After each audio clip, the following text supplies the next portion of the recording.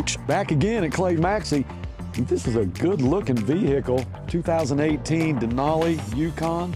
Love the color on this one. Oh, this is my Tahoe. This may be my favorite one yet. One thing that hadn't changed is my hunger. It's time to go. Let's do it. All right, Coach.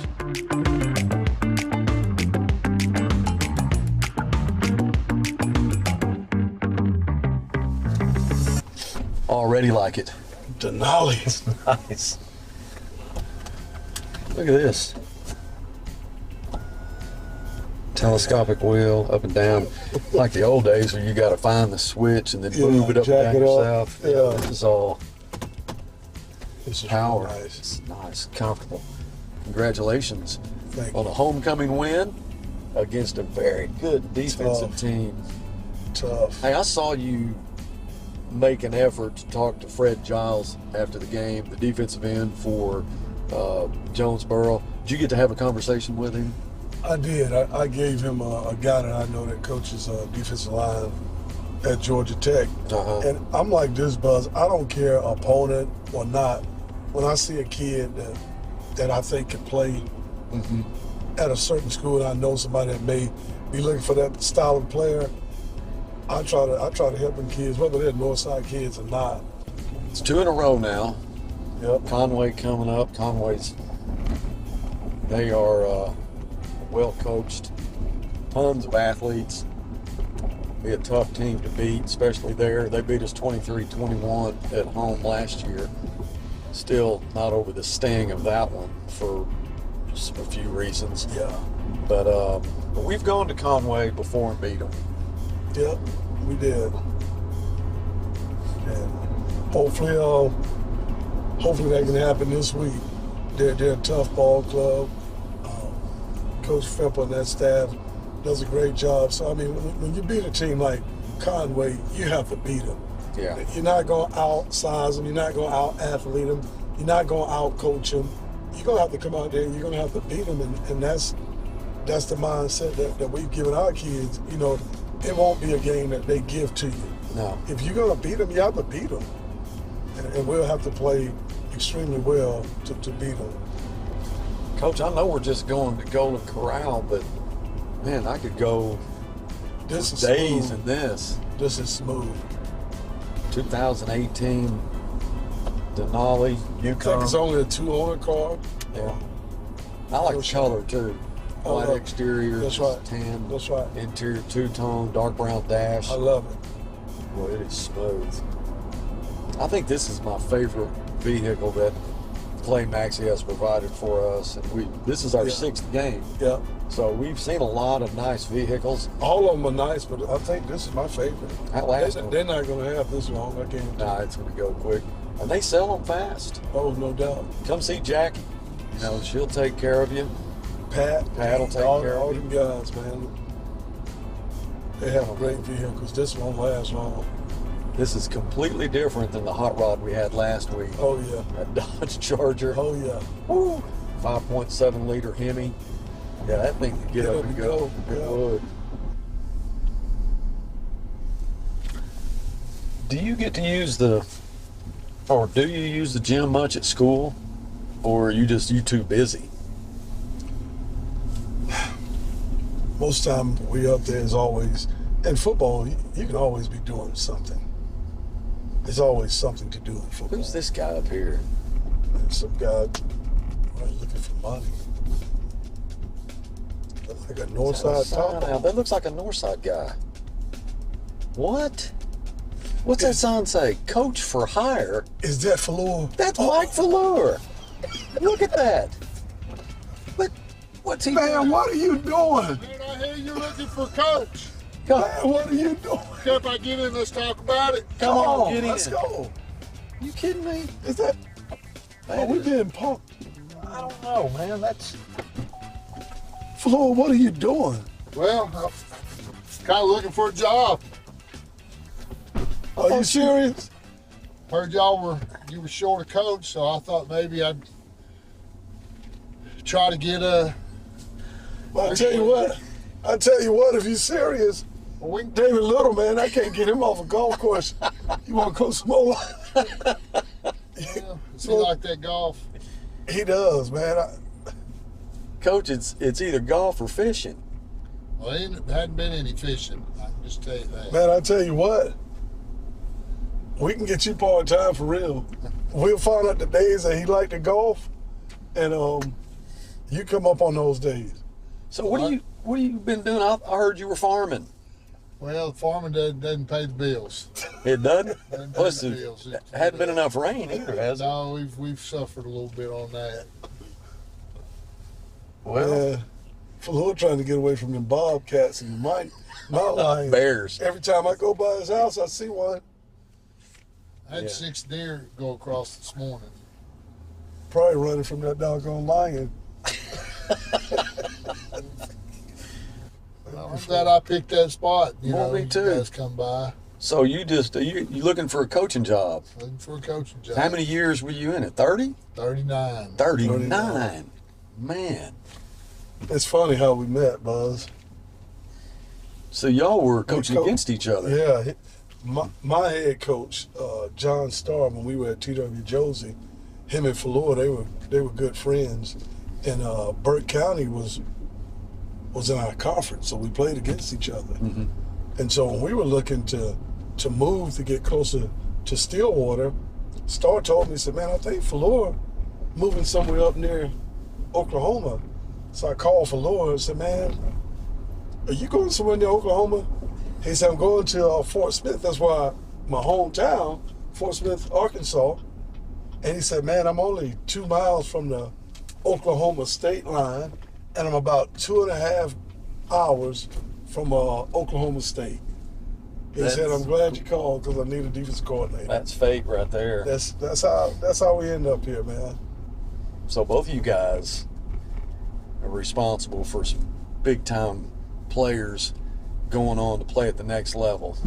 Man, I tell you what, I tell people all the time, I credit the program because when I first got here, Buzz, me and Justin, my youngest son, we came up during the month of May to go through spring ball, and we had to go back home to Atlanta to move to come up here. Yeah. Man, when we first got here, it was so bad.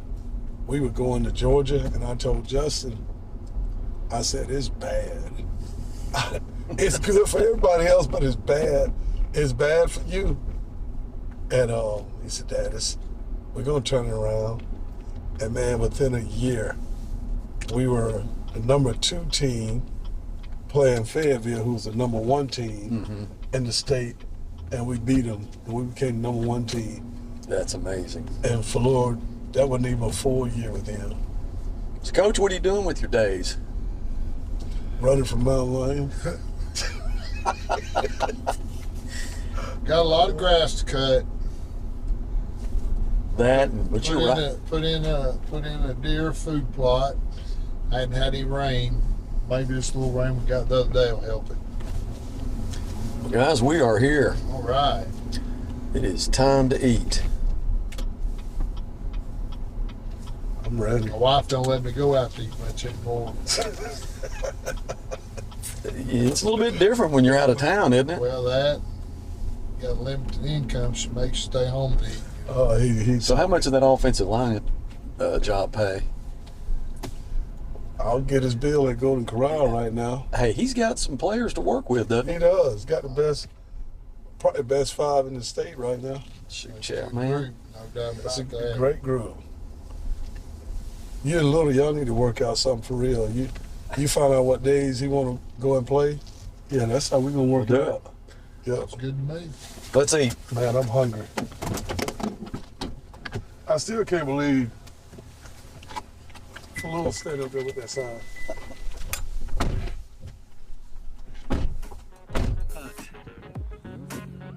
3 pint minimum. Okay. All right.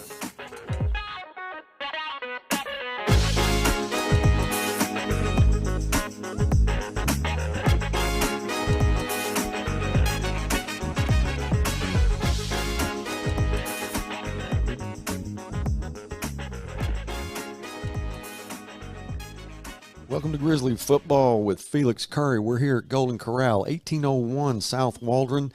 Coach, first I'm going to say congratulations on a 36-28 win, homecoming win against Jonesboro. I got a couple of questions before we really get started. All right. Number one, what's it like as a head coach when you're in pregame and they say, hey, your starting quarterback's down, can't play? Initially, I thought, well, you're kidding. He's a little sore. Let me go see what's going on. But when I saw, how bad it was, it kind of really now. But we were pretty confident in the young guy that played behind him, and so it's got to get your attention. It does a little bit. It I does. mean, you game plan him all week. Yeah. For Jonesboro, who defensively was extremely good. They are. Jonesboro is a good team, period. But Coach Frazier does a good job making sure both the first and second string quarterback knows the game plan. So we knew that Moody would know the game plan, but just didn't know how well. Let's keep those fingers crossed. Right. That's right. Well, That's right. I can say in the press box when we got word, actually we saw Poom sitting there with some ice on, wasn't dressed out. It's time to be dressed out. Yeah. Everybody else is. And then we immediately got on the phone, start trying to figure out what's going on. And we got the word. It was like, yeah, that's got to be a little bit, no doubt. Game changing or plan changing. That's my first question. Second question is, how did you feel after your second string quarterback, who's never seen any varsity action as a starter, go 80 yards methodically and put it in the end zone? How'd you feel then? Kind of felt like I was in a daydream. We knew he was talented. Right. But you don't expect a 10th grader to come out there, his first start, homecoming game. You don't expect it to go as well as it went. But after the first drive and, we had a chance to digest it. And when it came out the second time, I was going, man, this is for real. This is for real. Yeah. That's right. What a great job he did. He looked like he had been there for 2 or 3 years. It didn't look like it was his first varsity start, and showed his talent. And it wasn't really just with the strength of his arm, which is pretty incredible. That's right. But it's his ability to find that open receiver. I was talking to Coach Frazier earlier about that, and what did you see when they were just rushing three? How did that, and Giles, who's a great defensive end, wasn't really a factor in the first half. So what was going through your mind? I was thinking, man, I just hope they keep just rushing three. You did at some point they were going to change. Because he had time, and they let him get comfortable. Right. And when he got comfortable, he was picking them apart. Everybody that watches football always seems to put the coaching hat on. They got their way of what they would do. They're not on the field, but they've got their way of doing it. We all do it. Yeah. But when I was talking to Coach Frazier about, what happens when your starting quarterback goes down and you've got to go tell your second string quarterback, and he said, man, I just told him, we ain't changing anything. That's right. This is the game plan. That's right. You got better guys around you than you've ever had before. Just go do your thing. So you got to give him some confidence. And, man, when he went out there, it looked like not just the first drive, the first three. Oh, he was impressive. But we always try to tell him football is an aggressive sport, and so at any time it's the next man up. Right. And Moody prepares like he's playing, and I think that helps him. Yeah. So this week, how's practice going? It's going good. Of course, you're still battling some bruises here and there, but it's been a great practice. Yeah.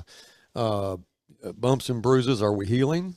We are. We are. Yeah, we are. But I know we don't want to say too much, but got a big game coming up Friday, and I know that we'll be able to talk about that here shortly. You brought some great guests with you tonight. Oh, yeah. Julius Thomas is here. Yeah, Julius Thomas from Mingo. Mingo is here, and then we got Justin Kennard. Justin Kennard is here. Well, we're going to be able to talk to them and kind of get their idea. And it's you've got your defensive line coach here, and then you've got DeMontre, who's a nose guard, one of the best in the state. That's what we see that every Friday night. Yep. And then Julius, who's your leading tackler. That's right, and best edge guy in the state. We think. Looking forward to talking to these guys. Yes, sir.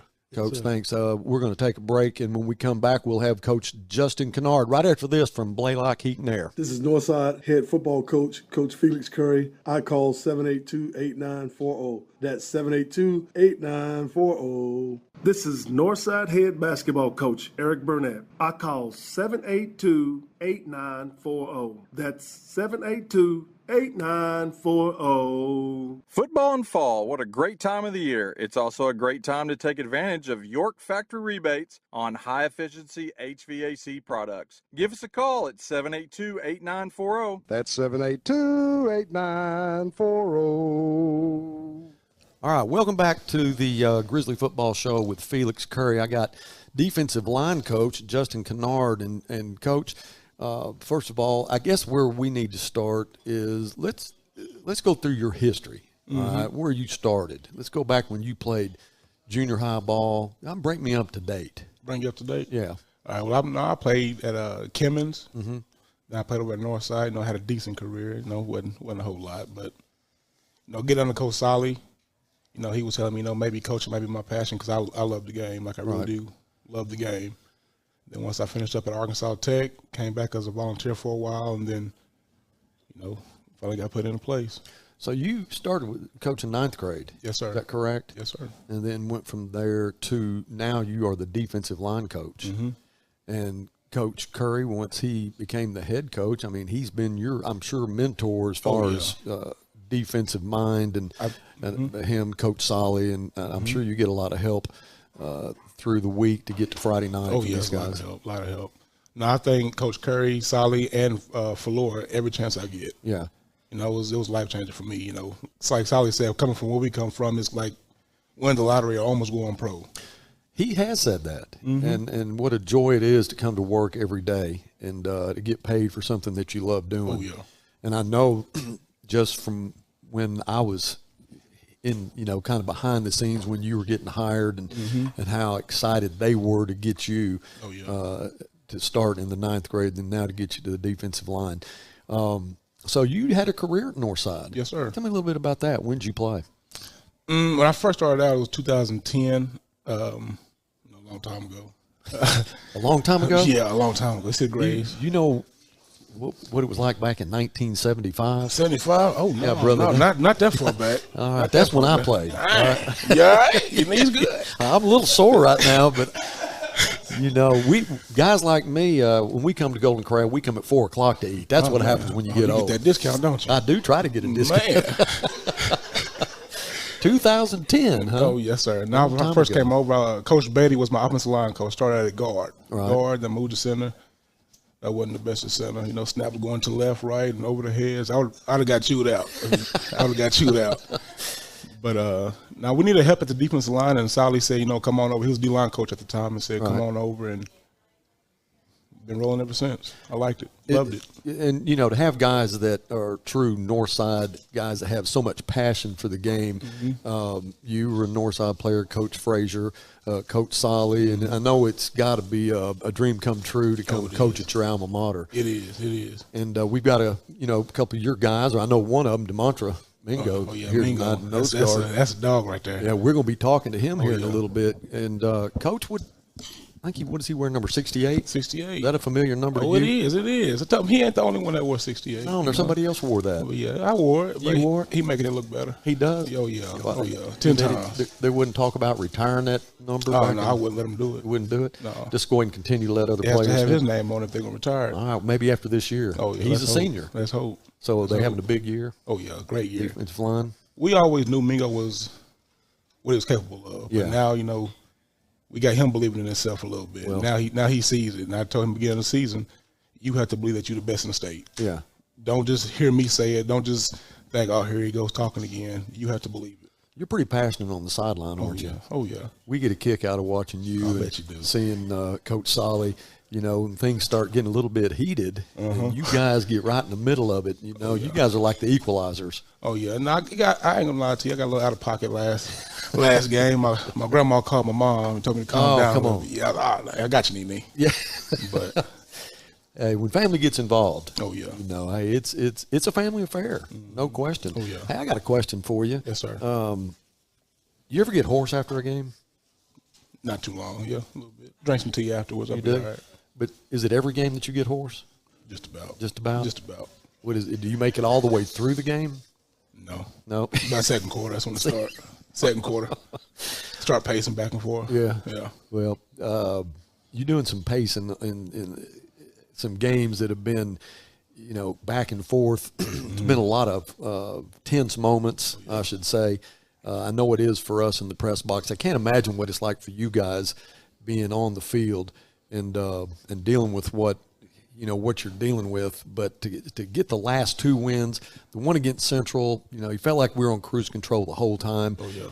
Against Jonesboro, got a pretty good lead, and then things started changing a little bit. Did you have to adjust anything in that game? No, just get the guys to believe in themselves. Like, the 3 we lost were tough ones. We get that, but then we had to get our mojo back, get to where we felt, get hot again like we did this summer. But once we got that rolling, get our guys believing themselves again, we're hard to stop. We're hard to handle. Oh, for sure. Their quarterback, Terrence Brown, he started running this quarterback counter in that second half, and they were real successful with it. That's something that I don't know. We're going to play Conway this week. They have a quarterback named Donovan Omalo. He's a junior. He's a very special athlete. He can throw it. He can run it. Nice. You saw a lot of him last year. This year he's been successful on the ground. He's been successful through the air. It's going to be a task, to shut this guy down, but I'm sure you guys are up for it. Oh, yes, sir. We're not going to shy away from anything. How's practice been this week? Been great. We got a few new looks. We think we can handle it. Pretty sure we can handle it. So what's your favorite part of being a coach?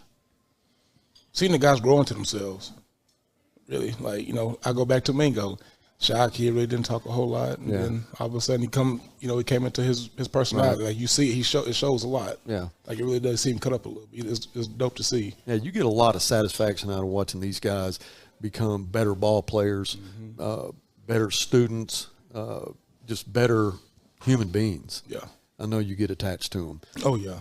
And being from Northside, it's a special place for you. And Coach Curry and I have talked about it numerous times about the culture at Northside and how colorful it is, and people that graduate from there and when they get down the road a little bit, look back and think, man, that was a special place. Oh, yeah. It is.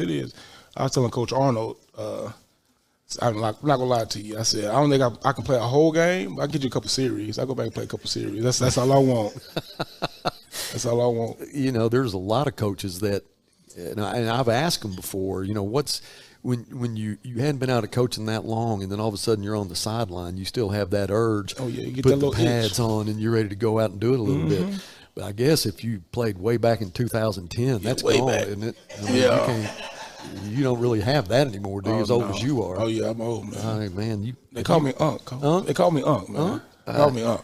Unc, have you eaten that? Have you already eaten? No, not yet. Why don't you come with me early next time, about 4:30? Early? Yeah. We'll get that senior citizen discount. Oh, yeah, I hope so. All right. We can do something. We can work something out. You got something special for Conway? Oh, yes, sir. All right. Well, good luck. Thank you. Coach Justin Kennard.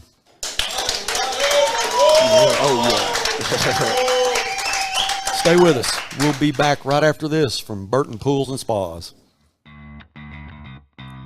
This is Burton Pools and Spas Hot Tub Warehouse. As you can see, it's quite full, so we're hosting a warehouse sales event to clean it out. Hot tubs up to $4,900 off retail, or payments as low as $80 a month. Basically, we got so much inventory, we gotta get rid of all this. Sell ends November 7th, so stop by Burton Pools and Spas in Fort Smith or Springdale, or visit us online at burtonpools.com. Welcome back to Golden Corral. Just had a great visit with Coach Kennard.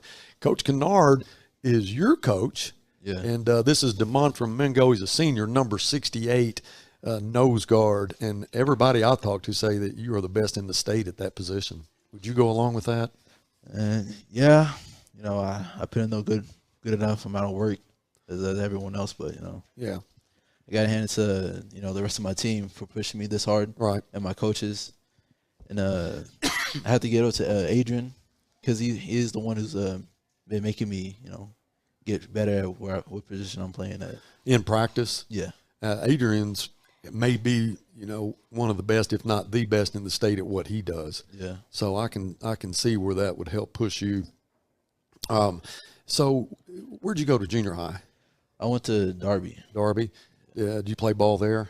Yes. What was your position then? I was a left guard and a buck for defense. I got you.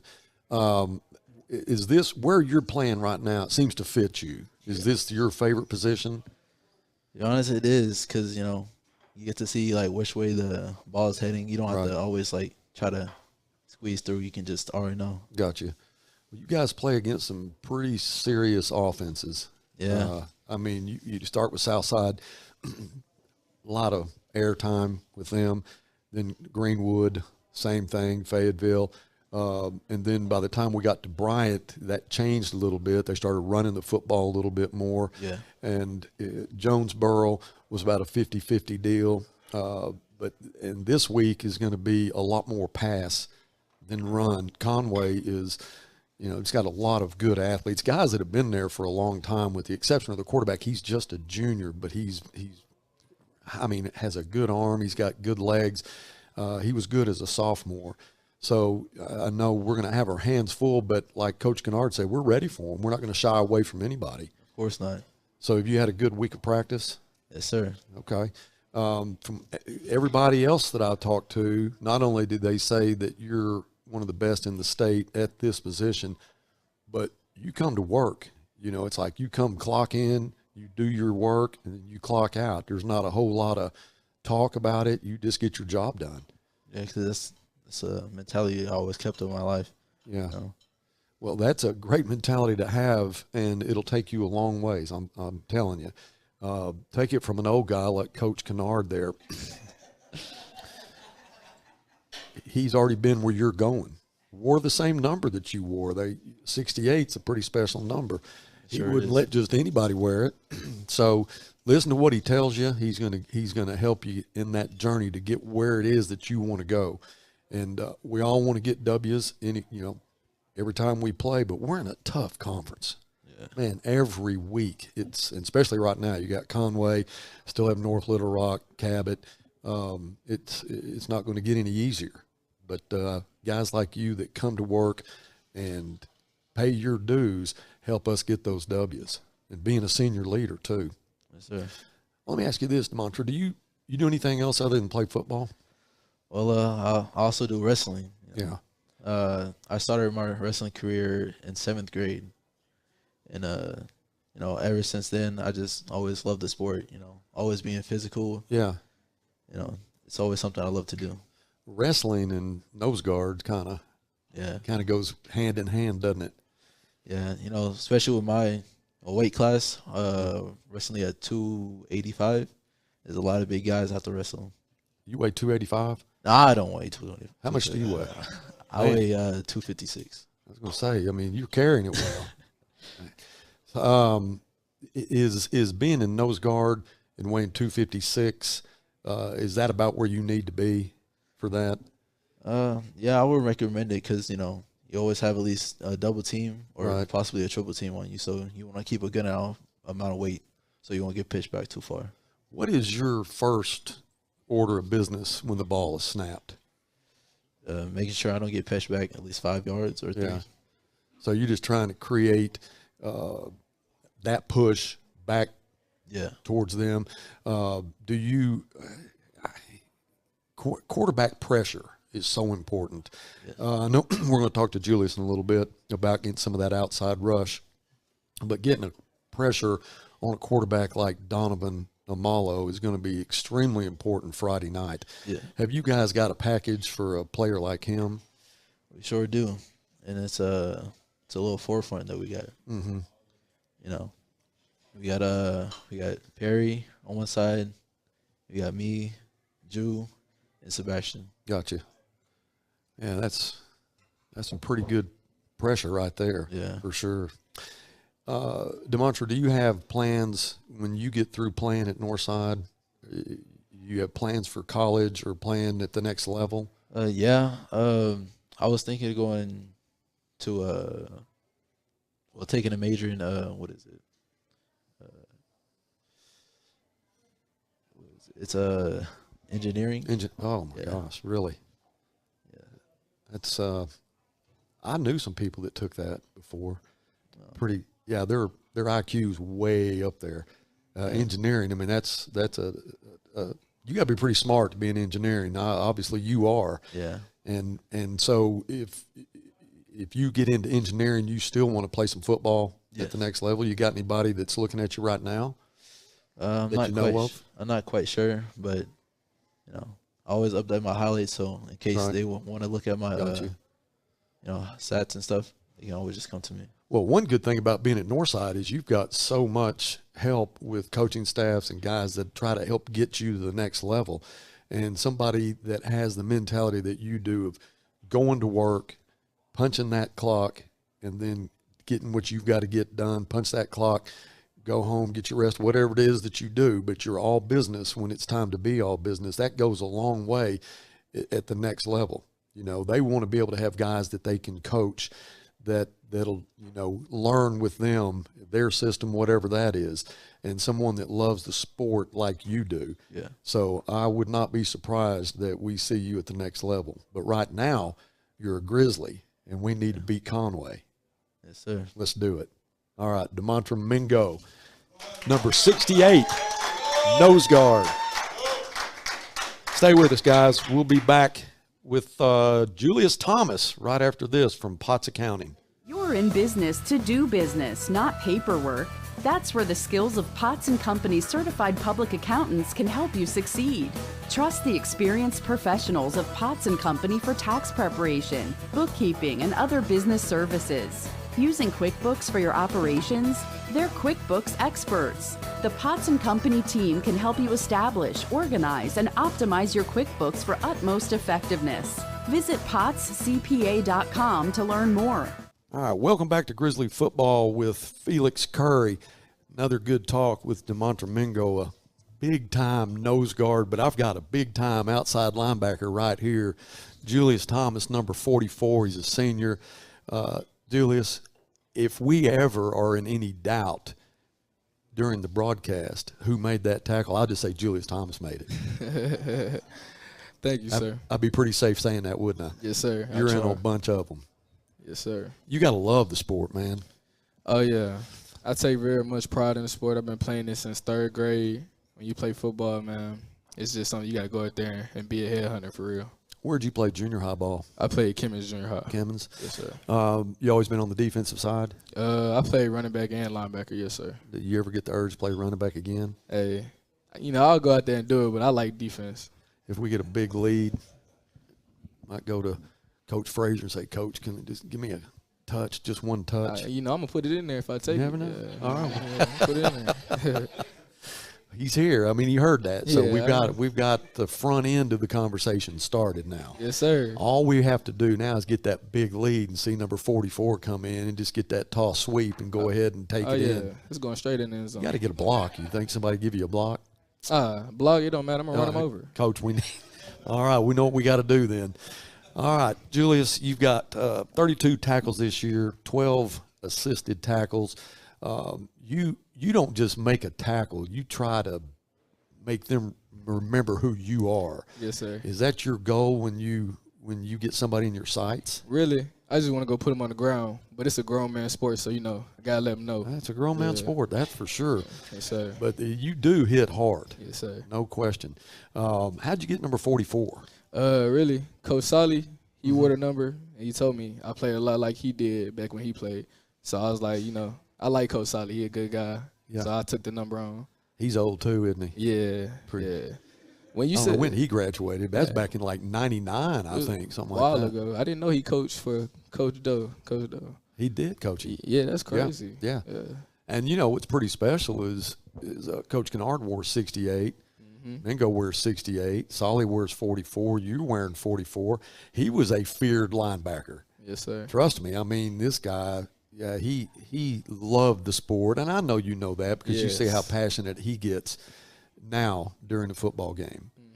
Do you play any other sports, or you concentrate 100% on football? I just play football. I might do wrestling. Yeah. Just to win state. I got you. You just help them do that? Yeah.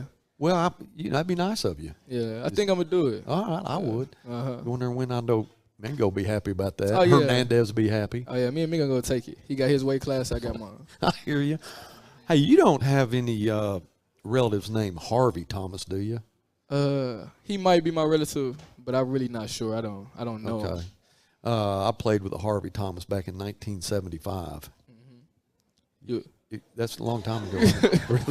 Really? So he may be your grandfather or something like that. Yeah, maybe. You might check the family tree and see if there's a Harvey Thomas. Harvey was a defensive end. Oh, yeah. Yeah, he was extremely physical like you are. You guys might be related. I don't know. I'm going to ask my pops. Find out. Yeah, I'm going to find out. Yeah, and let me know. I'm going to let you know. But I got you. if Harvey is still around, I'd like to talk to him. Well, if I find out, I'm going to let Harvey know that you want to talk to him. All right, you get us involved. We got some big things to look forward to. We got some big games coming up, Conway, and talk to DeMontre about the fact that they are a team that's going to throw it a lot. They're going to run it some, but when they do run, they've got Amalo, who's a pretty mobile quarterback. And then they got a guy named Boogie Carr. You've heard that name. Yes, sir. Boogie's been around for like 9 years. I can't believe he's still on the roster, but they say he's a senior, and he's pretty fast. He also catches a lot of passes out of the backfield. So I know that you guys have been working this week and packages for them. So how do you feel about the game coming up against Conway? I think every week Coach Sadi puts in a great game plan. And I think if defense, all 11 players go out there and execute the defense how it's supposed to be, we're going to come out of there very happy with a W. Woo! I hear that. You get fired up. Yeah. All right. Well, I wouldn't want to be Donovan Amalo or Boogie Carr with you guys on the other side. But we've got some plans now. So the first thing we got to get done is we got to get some wins. We got to get to a game where we can get a big lead and get number 44 a toss sweep. Yes, sir. All right, that's in the books right now. Yes, sir. You got to find Harvey for me. I got you. All right, but first things first, we got to take care of Conway. Yes, sir. Julius Thomas, number 44, senior outside linebacker. Stay with us. We have Coach Curry coming back. We're going to talk a little bit about the upcoming Conway game right after this from Clay Maxey. For the consumer, I think it's maybe one of the best times in history, at least in my experience, it's the best time that I've seen. The pre-owned business is definitely changing. Probably the best time as far as ease that we've seen in the car business. Transaction between the salesman and the customer is so much easier. The coolest thing about our pre-owned stores to me is hearing what they say about going there. Come see us at Clay Maxey Premium Pre-Owned in Fort Smith and in Tawnytown. Welcome back to Grizzly Football with Felix Curry. Every week, you bring some guys in that are such a joy to talk to, and so many different personalities. No doubt. But Mingo, man, he's all business. He is. Golly, he does clock in and clock out, doesn't he? He's blue collar. He comes and he plays hard, and that's the most I've heard him talk in 2 years. Really? Yeah. Well, he's a special guy. He is. And how much fun is it as a coach to have a guy that just comes to work? It's fun because we have a lot of big personalities on the team, and every once in a while you look forward to that guy. Right. It just comes and handles his business and not a whole lot of chatter. And, and you talk about Julius Thomas, you've got to feel really good about the fact that he's willing to go help the wrestling team get a state championship. Yeah. Just throw that in. Oh, no doubt. That's pretty humble, too, right? Yeah, he's going to go do it. I mean, I think that's awesome that he's willing to go do that's that. Right. So, but what a versatile guy. But, man, he's pretty fierce, too. He is. Both of those guys are great football players. I mean, just they bring a different set of skills, but both of them are real good football players. Yeah, and like you said, each one of them have different personalities. Yes. But when you talk about Julius, he's your leading tackler. And I'm serious. There's times that we're not real sure who made the tackle, but you see 44 there. He's fighting to get to the ball every play. Yeah. And you can respect that as a coach. He tries to get to the ball every play. Right. And does a pretty good job of it. He does. He does. DeMontre, one of the best nose guards in the state. Yeah. And I meant to talk a little bit about Julius's move from the defensive line to middle linebacker to outside linebacker and where he feels comfortable. I didn't get to ask him that, but I think that he's at home where he is. I think he's at home playing the edge. It's kind of a mix of the two. You have the defensive line and then linebacker, and I think just being the edge guy, outside backer, it fits him better. Right. Yeah. Well, Coach, we're 2-1 in sir. the conference. Yes, coming sir. off 2 wins against Central and then Jonesboro. Jonesboro, again, had a very well-coached, talented defense. Fred Giles is probably one of the best defensive ends you're going to see all year. No doubt. We pretty much had him in check that first half, That's and then right. they had to change some things in the second half because he wasn't part of the picture. That's right. But he did come alive in the second half, and we did what we had to do to get that win. Now we go to Conway. They're 2-1. Their loss comes against Cabot last week, 35-20. Yes. A lot of turnovers in that game. Yeah. And Cabot's a tough team. Conway is good. I'll say those guys play each other 10 times, probably 5-5. Yeah. I mean, Conway can beat Cabot. Cabot can beat Conway. Yeah. Cabot got the best of them this past week. One school towns. Yeah. They get a lot of talent to pick from. That's right. And it seems That's like right. every year they're going to be good. That's right. But you're right. They're similar. Again, it's 50-50 who's going to win that. But we have Conway this week. Conway, Coach, they're averaging 42 points a game. They're giving up 17. Yeah. We're averaging 37, giving up 33. Yeah. I had a little wager. All right, with Ashton Little, Coach Little's daughter. What was the wager? Well, here's the wager. First of all, the winner got to pick what they wanted. It generally comes down to something to eat. Okay. Mine was a dessert. Her mom. Yeah. Melody, Oh, my how goodness. well she does with doubt. desserts. Okay, No that's pretty common. Ashton's pretty good too. Mm-hmm. So anyway, she made this dessert for me, this lemon raspberry. It's like a 4-layer. You ever had a 4-layer delight? Last week, a couple weeks ago. What? Oh, you got hurt. Yeah, I got you. Yeah. All right. Well, I've had it, and it was one of the I might best. have diabetes now from that thing. I couldn't stay away from it. It's worth it, though, isn't it? Oh, no doubt. Well, we had a little wager on the Jonesboro game, and it was basically pick the score. Okay. Knowing how good their defense is, and she lives with a coach. Yeah. So she went low, score-wise. Yeah. I went high for a good reason. Yeah. All right. I won. You won. All right. So I have my Ashton. I'm going to let her go ahead and bring this to me right now. This lemon raspberry, I call it the delight. This is Ashton Little. Thank you, Ashton. Coach, you can see a little bit of it's gone there. Hey, It wasn't made like that. I had to. You don't stick top it with up soon, a lot more going to be gone. Yeah. I'm going to put this up before you grab at it. Yeah. Just wanted you to know, thank you, and thank you to Coach Frazier for putting up an offensive show to get me what I have right here. Thank you. We Appreciate can split that in thirds, no, me, sir. you, and Frazier? No, sir. No, this is going home with me. Y'all already had it. Oh, yeah. Oh, yeah. All right, Coach, big game. Conway last year broke our heart. 23-21 was the score at Mayo Thompson. I never try to make a practice of second-guessing coaches, second-guessing referees, but I do feel like in that game there was a spot made that hurt us tremendously. 4th and 1? Yeah. Now, there was 2 of them, but the last one, we had a 4th and 1, and they had no timeouts left. Right. We get that first down, the game's over. It's over. Give it to Ty Massey, and Ty Massey, from what we could see, easily got the first down, and it was a bad spot. It gave Amalo a chance to take his team down and score, beat us 23-21. Is what it is, but that's in the past. But it's been that type of, game with Conway for quite a while now, and it's going to be like that again Friday night in Conway. Yeah, it'll be a tough game, and I was telling the guys, I think since I've been here, I think we beat them once.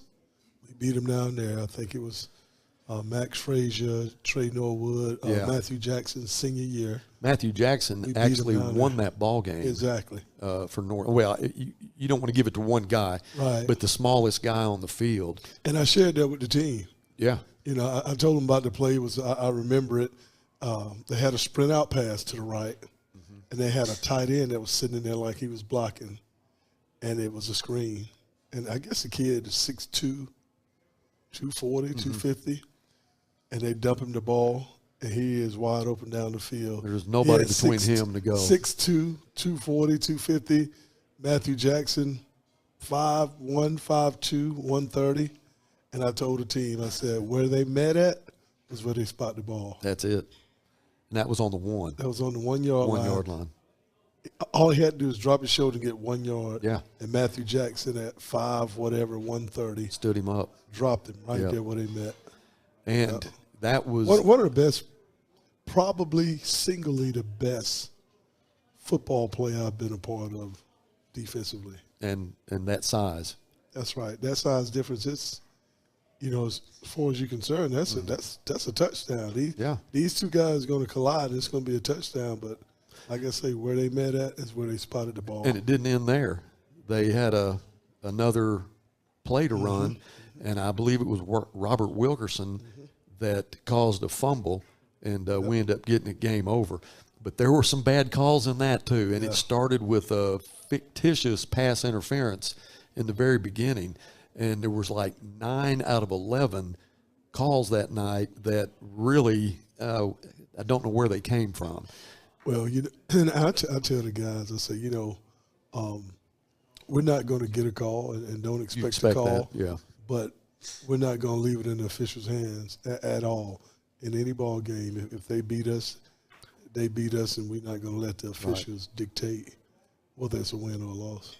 Well, get that into the team's head. That's right. Where you got to understand that when you do go to a hostile place like this, and it's going to be a physical ball game, no doubt, that you gotta go to win it, and don't let the stripes get involved in it if you can help it. That's right. That's right. Well, Coach, first of all, thank you for all your guests tonight. We really appreciate it. Thank you to Golden Corral.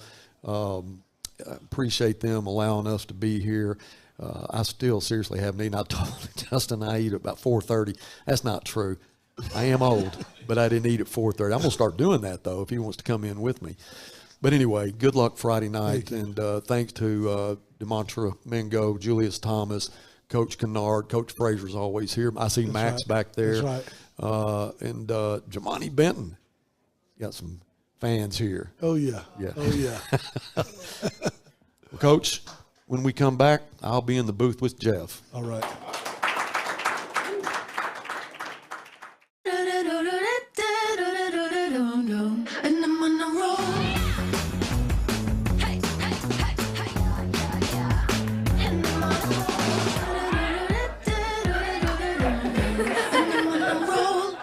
Hey, Chief, which weighs more, meatloaf or steak? Steak. Ham or turkey? Ham. Mac and cheese or cookies? Mac and cheese easily.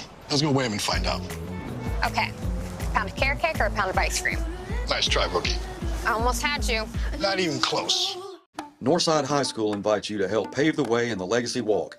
All former or current students, players, friends, families, faculty, administration, community leaders, and businesses are invited to become a permanent part of its campus.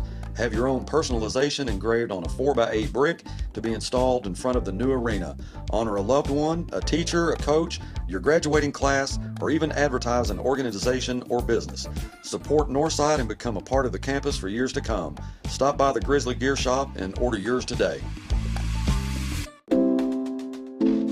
Sawyer's is about more than sunrooms, patios, and home improvement. For over 30 years, we've been about people, about our community, about you. We make quality products affordable so you can focus on making memories with those who matter most. We bring our passion for great craftsmanship and take pride in the work we do so you can count on it lasting a lifetime. Give us a call today and see the difference we can make for you. I take very much pride in the sport. I've been playing this since 3rd grade. When you play football, man, it's just something you got to go out there and be a headhunter for real. Really, I just want to go put them on the ground. But it's a grown man sport, so, you know, got to let them know. I think every week Coach Sadi puts in a great game plan. And I think if defense, all 11 players go out there and execute the defense how it's supposed to be, we're going to come out of there very happy with a W. 2nd down and 13. McLean drops back, has time, throws it over the middle. Wide open touchdown, Tay King.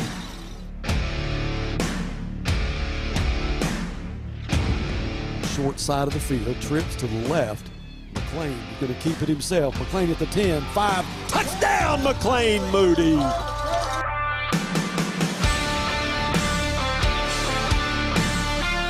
Left side, that's complete. That's Tay King. Tay gets a block and he's off to the races. Tay at the 30, the 20, the 10, touchdown Northside.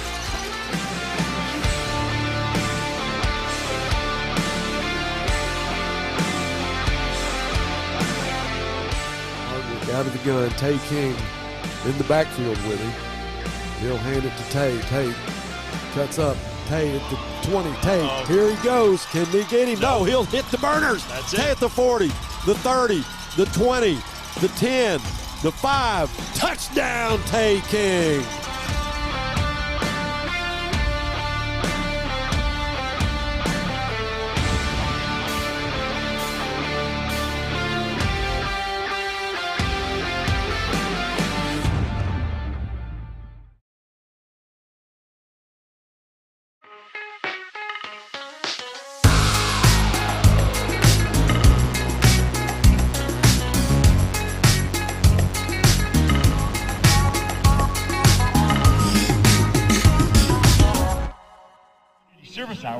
Good evening, everyone, and thanks for joining us. I'm Buzz Sawyer alongside my broadcast partners, Jeff Ferris in the booth.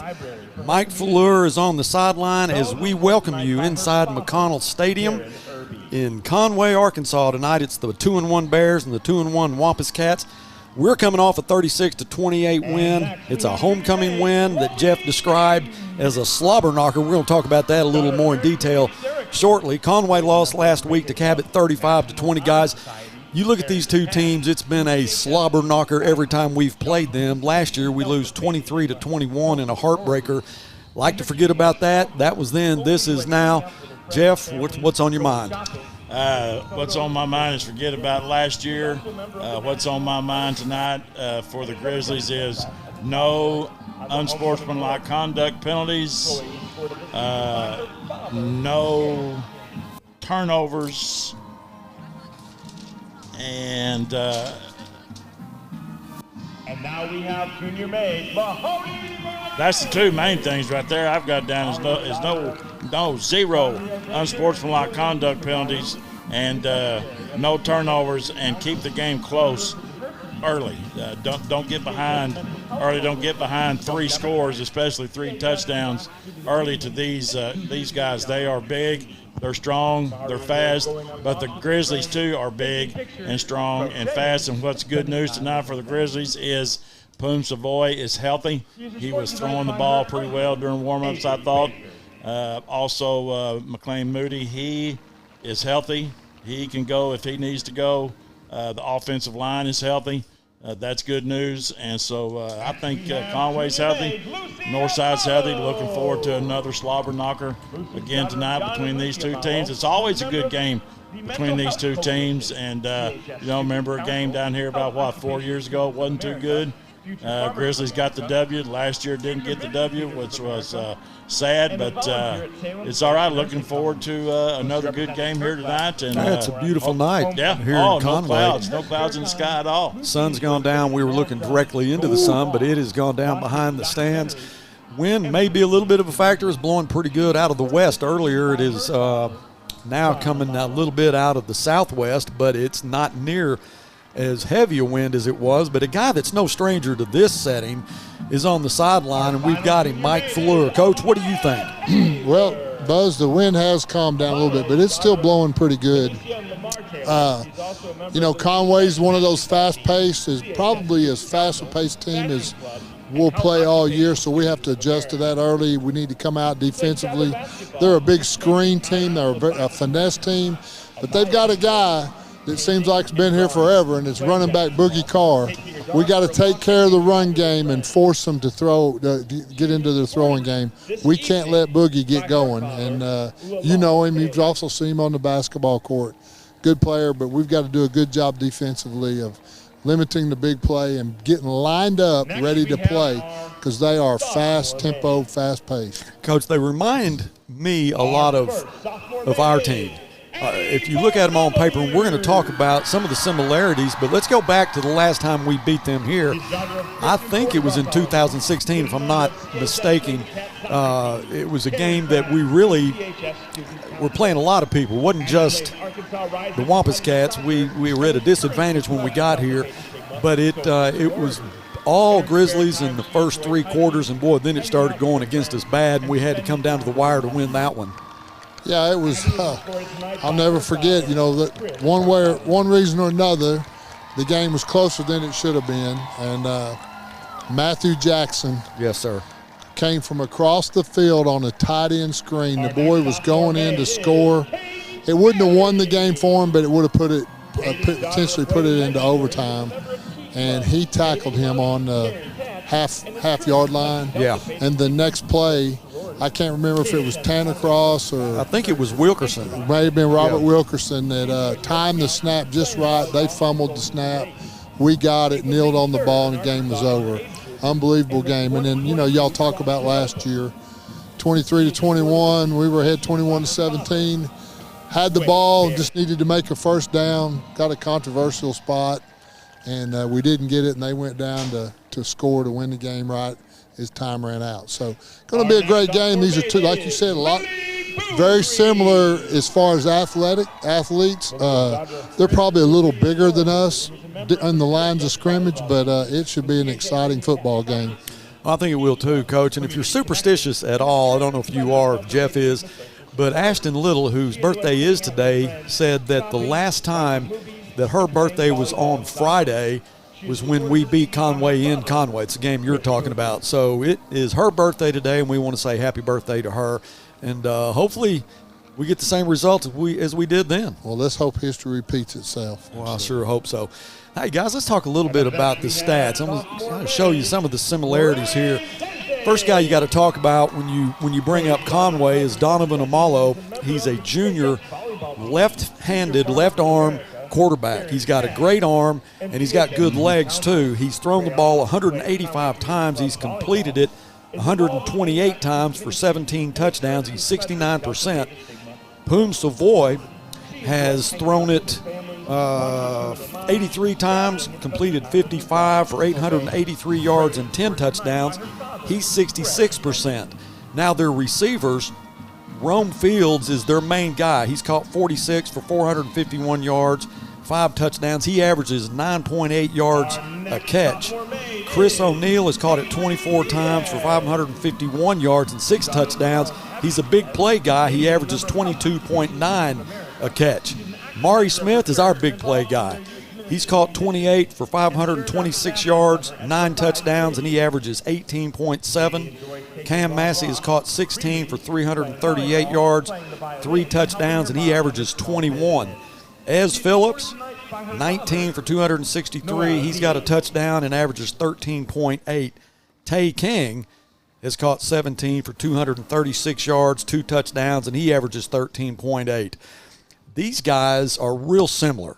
You start looking at their quarterback, they run an offense similar to us. Mm-hmm. They throw it, they run it. They're effective both ways. And as Coach Fleur said, Boogie Carr, man, this guy, he's been here for years. I'd like to see his time card. Yeah, I'd like to see his time card too. And you mentioned a lot about individual stats, and those guys are good players. And this may be why their team stats are so close, especially on offense, where you've got Conway averaging 42.5 points per game on offense, and Northside's averaging 37.2 points per game scoring on offense. But that's where the similarities end. And this might be kind of scary if you look at team stats.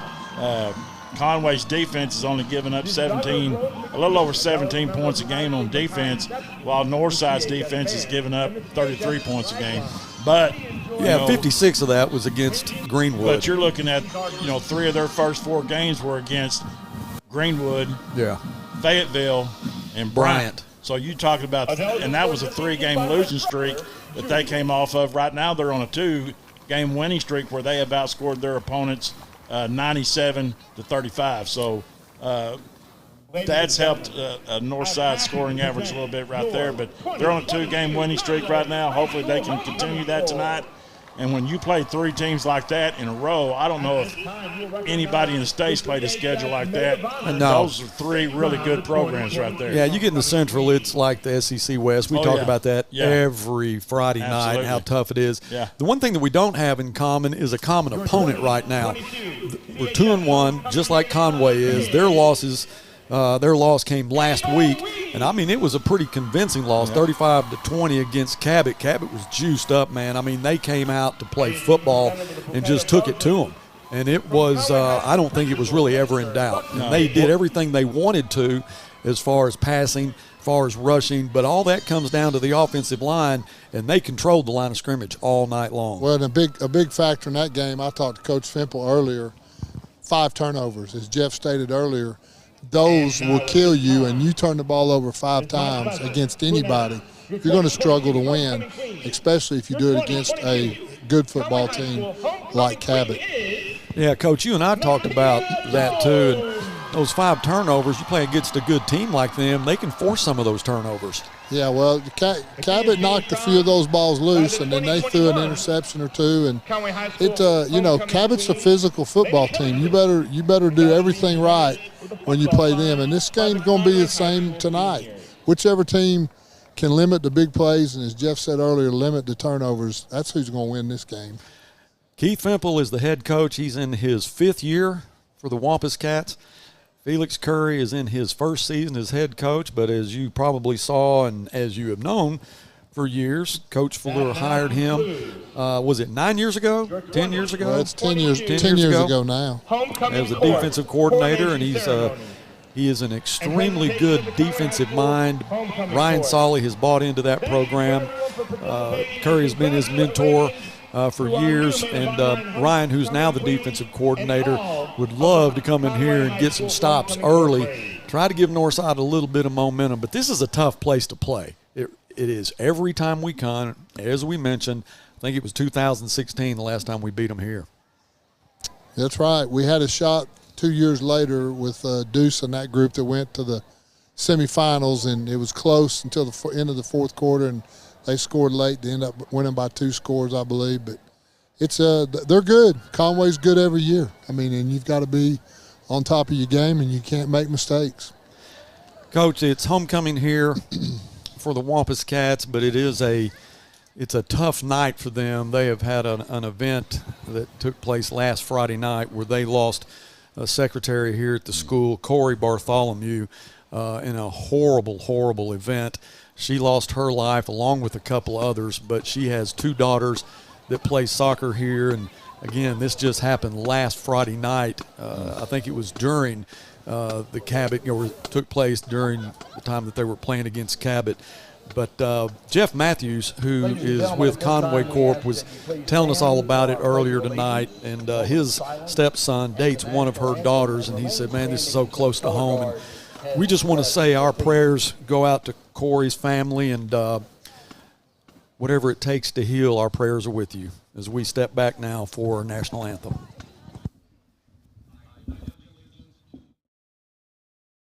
Of America, and to the republic for which it stands, one nation under God, indivisible, with liberty and justice for all.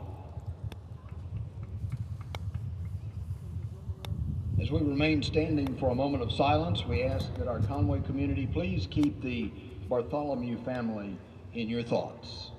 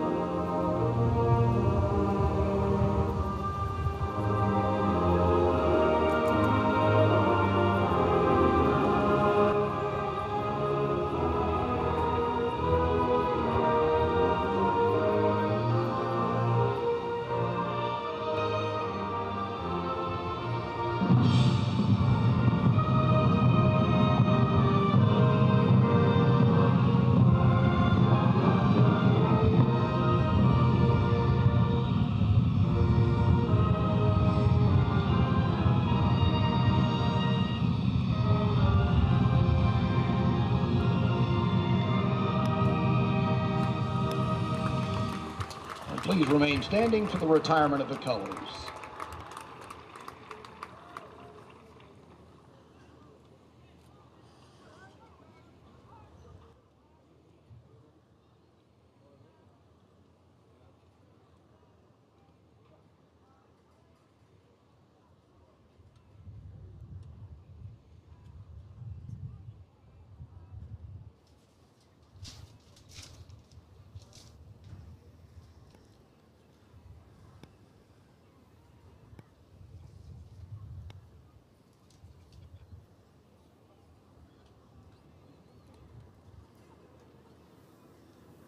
Now the Conway High School alma mater.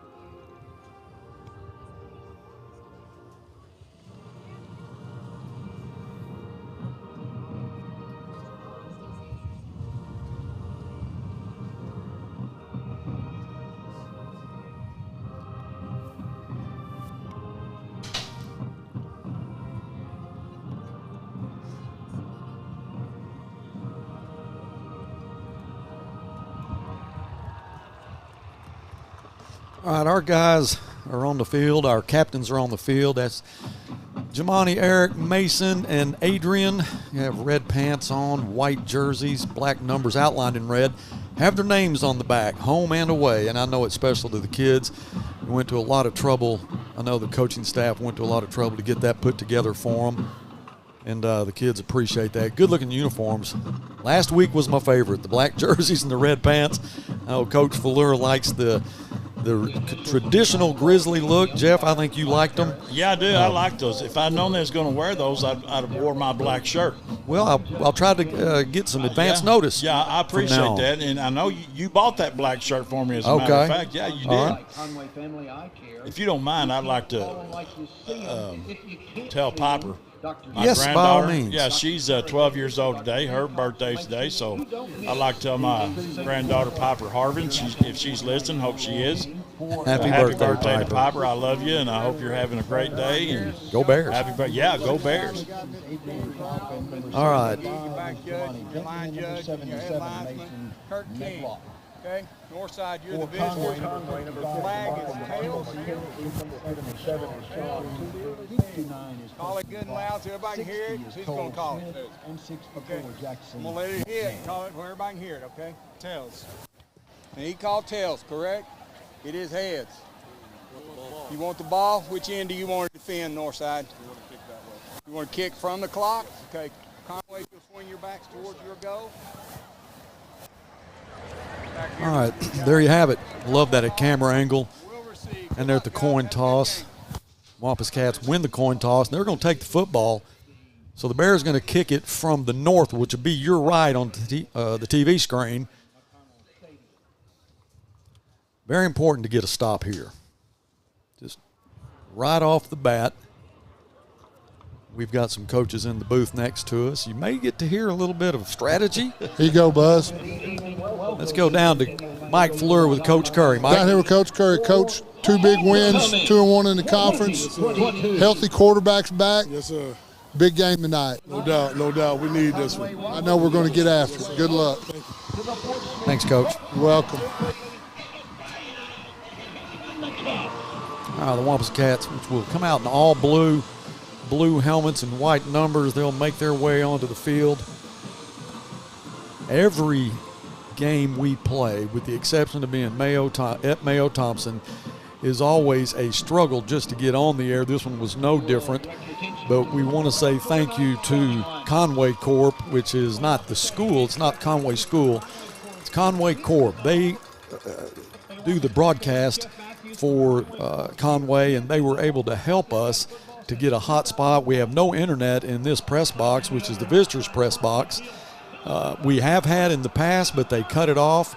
It wasn't here tonight, so they were able to bring us a hot spot, and they worked with Dylan.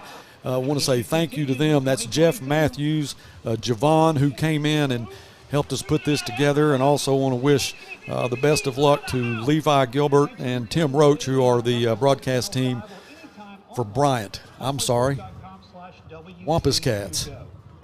They're all the same, isn't it? Yeah. Bryant, Conway. Yeah, but I don't want to play Bryant again. Not yet, anyway. Let's wait till the playoffs before we have to play the enemy. Also, you got two guys over there, man, that they worked their tail ends off not to get this thing set up.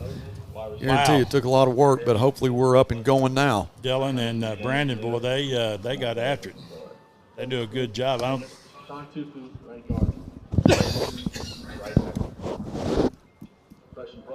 Saul Rodriguez will tee it up. Conway will drop back to their 10-yard line. Again, what a beautiful night it is. We're kicking into the wind, Buzz. Yeah, and it's picked up a little bit, hasn't it? It's a little hard to tell, but those flags are going pretty good. Jalen Chambers will be deep. Rodriguez gets the go-ahead. We are underway. It's just a little squib kick. Be taking a fair catch at the 30-yard line. That was Dalen Morton, senior, made the fair catch there. That's where Amalo will come out and start his offense.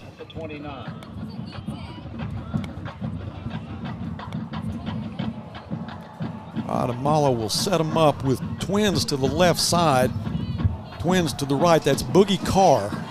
The running back will be in the backfield with him. He's a hybrid guy, kind of like Tay King is. He can run or catch. So Amalo looks to the right side, is complete. Pickup of 7. That was Clay Fisher on the reception. Clay, a senior, 5'10", 160, has 11 receptions for 121 yards coming into this game. Malo will keep it. Goes left, has the first down, and he'll just slide over the 40 to the 42-yard line. That's a little replay, Buzz. He was trying to decide whether to flip it out to one of the receivers or keep it. He decided to keep it and get down. Dalen Morton will be split wide to the right side. They'll throw it left side. Knocked out of bounds. Tackle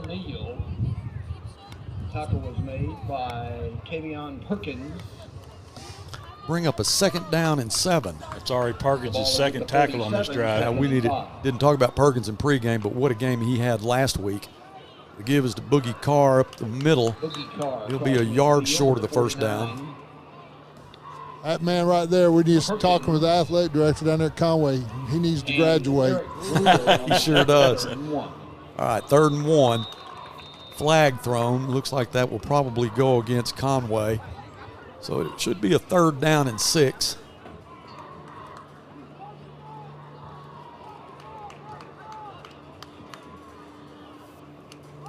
Rome Fields, Clay Fisher, and Dalen Moten split wide to the right side. Carr in the backfield. Fakes it, throws it left side. It's complete and knocked out of bounds.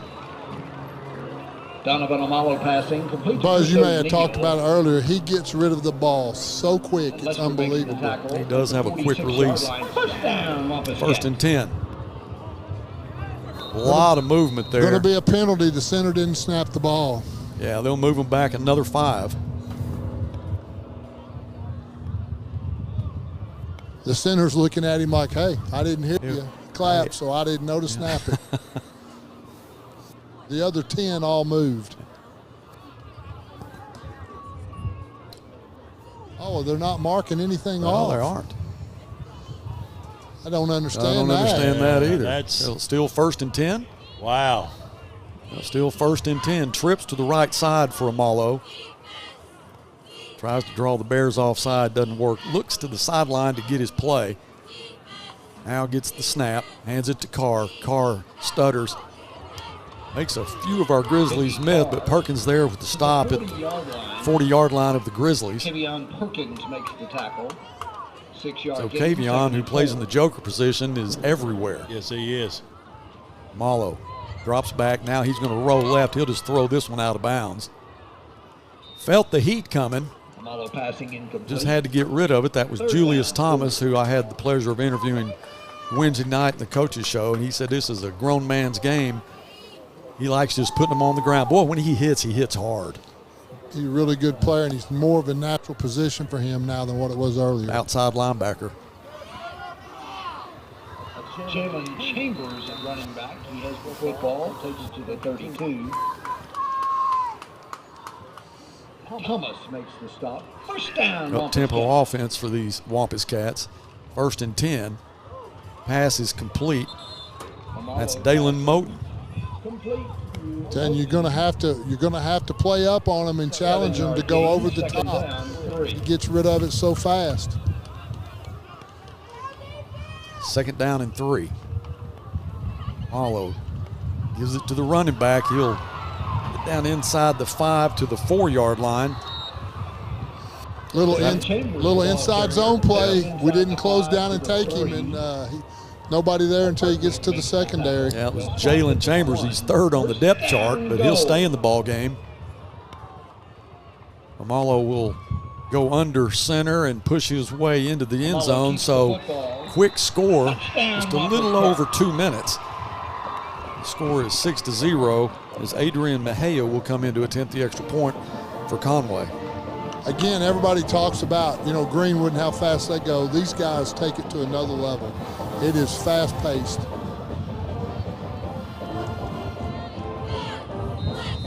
Carter Kraft will hold. Adrian Mejia will attempt the point out. John Carter Kraft will hold it. Flag on the ground. It's going to be offsides on us. Against the Grizzlies. Either you go for 2 or leave it where it is, or leave your tee where it is, and he will. So Mejia, who likes to, all other kickers, they don't want to get too close to the uprights, so he'll keep it at the 10-yard line.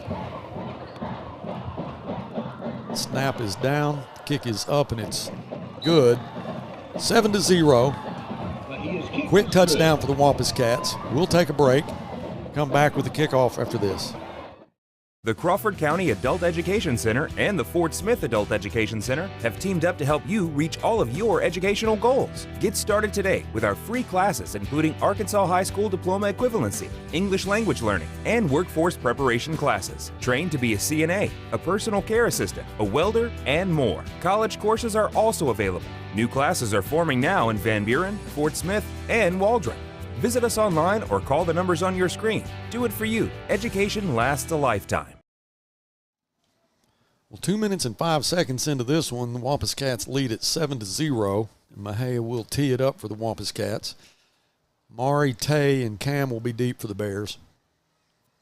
Buzz, nothing fancy there. They ran the inside zone. They ran screens, quick outs. I'm sure it's everything that we prepared for. We just got to get used to the pace of that tempo really fast. Deep for Fort Smith Northside is Damari Smith in the middle. Don't need to panic. Just need to come out and run our offense, and I'm anxious to see how Poon does. But here's the kickoff. That one will go deep into the end zone, about 10 yards deep. Mejia has a little bit of, he's got a good leg, but he's got a little wind behind him. The Bears will start at the 20. Last week when Poom was not able to start the game, found out in pregame, McLean Moody got the nod, and he came out and just showed out. Coach Frazier told him before he started, hey, we're not changing anything. Game plan stays the same. You just go do what you do. And he did. He did a great job. He did. Heard Coach Neal saying he was 13-14 in the first half. All right, Poom out of the pistol. It is overthrown, almost picked off. If that guy had been looking, that would have been. Thrown a little bit high, but Ty Carr was there. I mean, like you said, Coach, if he'd have been looking, that was 6. I don't think he realized the ball was right where it was. All right, Poom with a 2nd down and 10 out of the gun. Throws it left side. That's Tay. Tay looking for a block. He'll pick up 5. third down and 5. King. And Chandler makes the stop at the 25. Went to the short side of the field then, was trying to get a block. There was just so much congestion there. He was really lucky to get the 5 yards.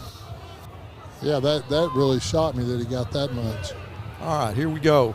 Trips to the right side. Poom will fake it to the right. Now he'll keep it to the left side. Turns up the field, has the first down over the 30. Knocked out of bounds at the 34-yard line. Great job by Poom Savoy. That's a little quarterback counter away from the trip side. Really good play for us. Poom was able to get back in the game last week in the fourth quarter and couldn't throw the football, but was able to pick up a key first down for us. It really helped the Bears in that victory. You saw what he could do there. Now Poom drops back, wants to throw. Got a wide open Maury Smith, but he didn't have time. Savoy attempting to pass. Preston Prox says, not tonight. Ought to be a loss of 5, second down and 15. Second and 15. Hasley is the running back. Tay King will go to the slot on the right side next to Ezra and Maury. Poom rolls to the right side, pulls up, throws it, almost intercepted. That was Hudson Wallace that had a shot at it. I think it was intended for Ezra. Broken up by Jonas Cecil. Third down now and 15. Well, that's another thing they needed to avoid tonight was 3rd and long.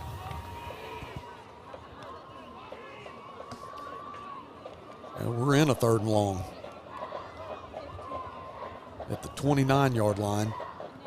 Poom works out of the pistol.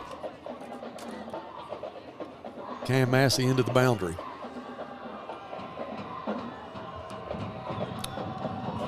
Poom wants to throw, throws it over the middle. This time it is intercepted. And that was Hudson Wallace.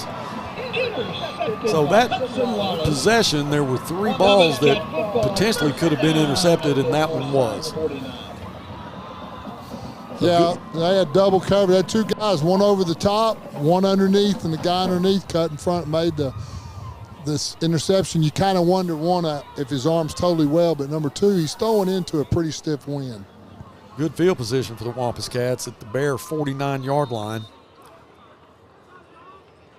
Amalo with Boogie Carr. He'll give it to Boogie. Boogie stutters at the line of scrimmage, was able to pick up a couple. Boogie will get to the 45-yard line of the Grizzlies. And again, they'll ask for the snap. Fakes it to Boogie, throws it left side. That is complete. That's Clay Fisher. Julius Thomas there to make a stop along with Antoine. So Julius Thomas and Antoine Thomas double teamed to get the tackle there, but not before he got a first down. So as soon as they get the chain set, looked like Amalo won the snap, but he's going to slow it down just a little bit. Now he'll give it to Carr. Carr with those quick legs over the 30 to the 29. Again, just a little inside zone play. He's running flat, looks for the cutback, and finds a little crease. Second down and 2. Same play again, Buzz.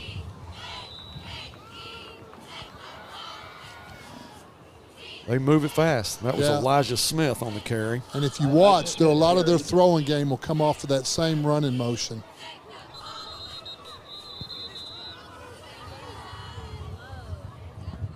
Needed to move the chains. Conway's wanting to move the ball so fast that don't even give the chain gang a chance to get it set. 7:32 left in the first quarter. Wampus Cats scored on a 2-minute and 5-second drive to open this ball game, and they're on the move again.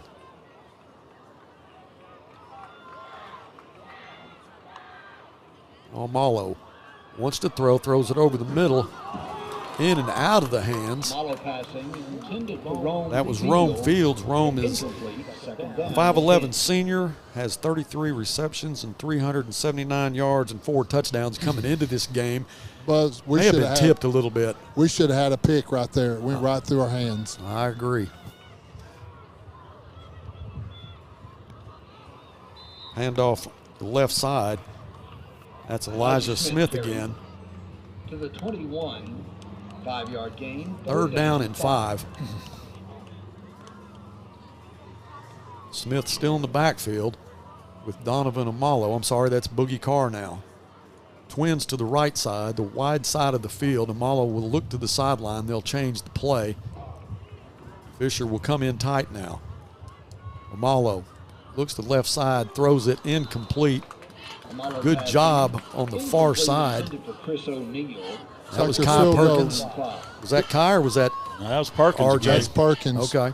And their field goal unit just ran onto the field. They're going to attempt a field goal. That is a good stop by the Grizzlies. Wampus Cats were on the move. Be a 38-yard field goal attempt by Adrian Mejia. Field goal attempt will be 30. Out of the hold of Carter Kraft. High snap, the kick is down, it's on the way. That is wide right. Snap was a little bit high. Carter Kent couldn't get it down. No blood drawn there, so the Grizzlies will Great job by the defense. Bend a little bit, don't break. There you go. Make them kick a field goal, they miss it, and hey, still 7-0. 6:39 left in the first.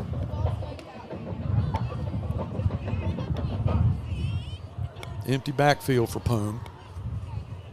Tay King and Cam Massey split to the left side. Throws it to the right side. That's complete. Nice move. That's to Hasley. Love to watch Hasley run. He's that north and south guy. I think that ball stuck between the numbers on his chest. Nice throw by Poom. 2nd down and 1. Poom wants to throw again. Complete to Hasley. Hasley gets the first down to the 39-yard line. We found something we like over there. They're not covering that inside guy on this no backs look. Bryant Hasley with back-to-back receptions. Poom will go empty again. Trips to the wide side. Poom looks, passes in and out of the hands of Tay King as Hudson Wallace was there. Ball probably should have been caught. Hudson Wallace was defending. 2nd down, 10. 2nd down and 10 for the Bears.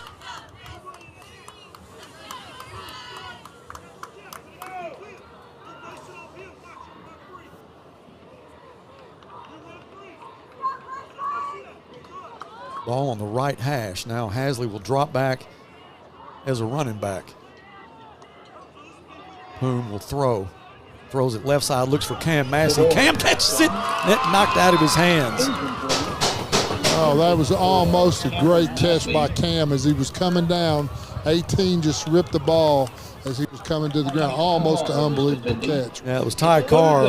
They kind of stripped him as he was coming down, but it was a good throw by Poom Savoy. Cam had him beat. Good protection by the offensive line. I had to give him time to get the ball that far down the field. Yeah, that ball was thrown about as good as you could ask for. So we now know for sure that his arm is 100%. 3rd and 10. Poom looks to throw, throws it over the middle. It's complete. That's enough for a first down. That is Cam Massey on the reception there. He watched that one all the way into his hands. Gets the Grizzlies a first down at the 49-yard line. Great protection by the offensive line. That play took some time to develop for Cam to come in and hook up over the middle. Ball on the right hash. Tay and Cam left side. Poom feels the heat, has to run his way out of it. Over midfield. He'll pick up a couple. And that's a big play right there, guys, because it could have been about a 10-yard loss. Kelvin Thomas, defensive lineman for the Wampus Cats, kind of got up a little slow. He's going to check out. 2nd down and 8. Poom throws again, complete. That's Cam Massey. Cam with a nice move to the 31-yard line. Nice pitch and catch, and then a great run by Cam Massey. 1st and 10 for the Bears. First down, Northside. Step a little out. Cam does a great job of catching the ball, making a cut, making a miss. 1st and 10. Poom's going to keep it. Poom makes another guy miss. Slides a little bit, goes out at the 26-yard line. Tell you what, he looks like a daggum magician down here. He really does, Coach. I mean, it's amazing what he does at the line of scrimmage. When I say he makes another man miss, that's because he's already made 2 miss at the line of scrimmage. Yeah, he did just then. He made 3 people missing. 2nd down and 5. Poom fakes the pitch to Hasley. He'll keep it. Poom at the 20. Poom has some space. Poom goes out of bounds at the 7-yard line. Great blocking by the guys pulling on the counter. Poom let it develop in front of him. Cut inside, broke it out. Dang near scored from on that play. First and goal from the 7. Empty backfield for Poom. Trips to the wide side of the field. Cam and Tay into the boundary. Now Poom, he'll keep it again. Poom gets hammered at the 10-yard line. He took a bad hit on the back of the head there late. I hope he's okay. Yeah, that was Garrett. He does not look. That was Garrett Sanders that hit him. Oh, boy. It shook him up a little bit, but he's up. Yeah. Coach, you got a good view of that. Yeah, he was already really down, and that last guy came in. I'm not saying it was malicious trying to hurt him, but he hit him right in the back of the head. Well, Poom's just buying some time right now. Play clock at 11. The line of scrimmage is the 10-yard line, so it'll be 2nd and goal from there. So Poom will stay with it. Play clock at 2, gets the snap right as it expires, rolls right. Now he's going to go back to the left, looking for some help, finds Cam Massey, touchdown!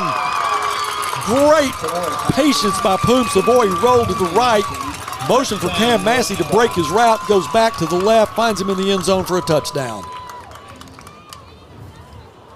And that's just after he took a big lick to the head. Yeah, that's a great job by Cam Massey of changing that route, giving Poom something to find after he broke that thing loose. Rodriguez on for the extra point. Josh Hardwick will hold it. It's up. This game is tied with 3:50 left in the first. We'll take a commercial break and come back with the kickoff after this. Since 1977, Jerry Neal's Barbecue has been providing mouth-watering barbecue in a family-friendly environment. 45 years later, the great tradition continues with the new additions of fried catfish and jumbo shrimp that are cooked fresh every time. Satisfy your cravings when your catfish arrives at your table hot and crispy. Jerry Neal's Barbecue is proud to be a part of Fort Smith's history. Hope to see you soon at Jerry Neal's Barbecue and Catfish. Great drive by the Grizzlies. Let's go back and say thank you to the defense for holding them to just a field goal attempt. Oh, that was huge. Just think, they got the ball on their side of the field, could have scored 3 or 7, been down 14, and now great drive by the offense, 7-7. Unbelievable answer. Some big 3rd down pickups there for the Grizzlies. Cam Massey, who did an awesome job. He was trying to make up for that one, Coach. I think he just felt so bad about it, he had to get it back. Well, he did more than make up for it. Yes, he did. All right, Rodriguez has it teed up. Another, just a high sky kick. Be a fair catch. Again, that was taken by Dalen Moten. Signals for a fair catch, makes the fair catch at the 33-yard line. When you're kicking into the wind like that, I think that's the smart thing to do. Well, I also think, we've suffered a little bit on coverage, had some pretty decent returns. Well, you just totally eliminate that when you do what we're doing right now. Right. All right, let's see if our defense can get another stop here. 1st and 10 from the 33. Malo fakes it to Carr. Now he'll keep it.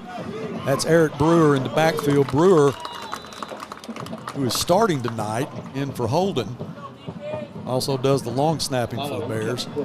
Is there to make the stop. Just a pickup of 1, maybe 2. 2nd down and 8. Malo and Carr in the backfield. Carr gets the call, stutters, gets over the line of scrimmage. I don't think he'll have enough for a 1st down, but he'll be really, really close. Perkins made the tackle, maybe the 43.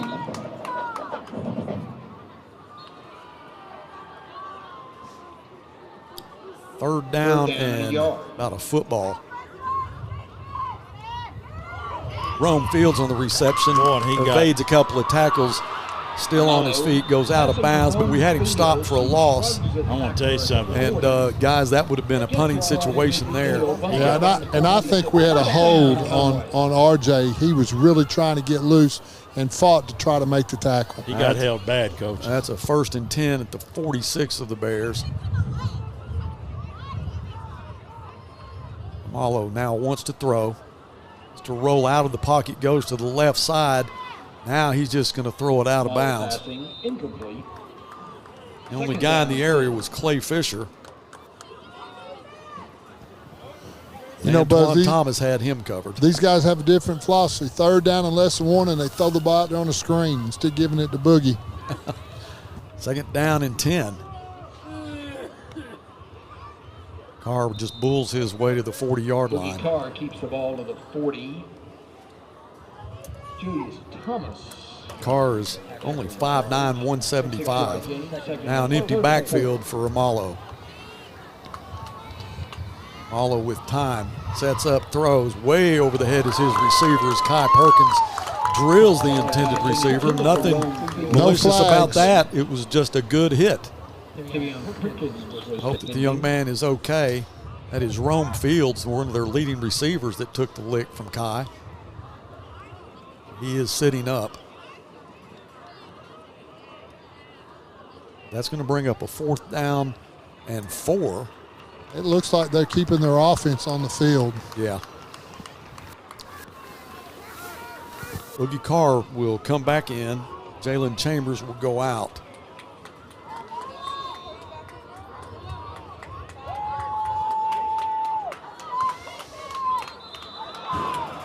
Malo claps and draws the Grizzlies offside, so that will give them close to a 1st down, if not a 1st down.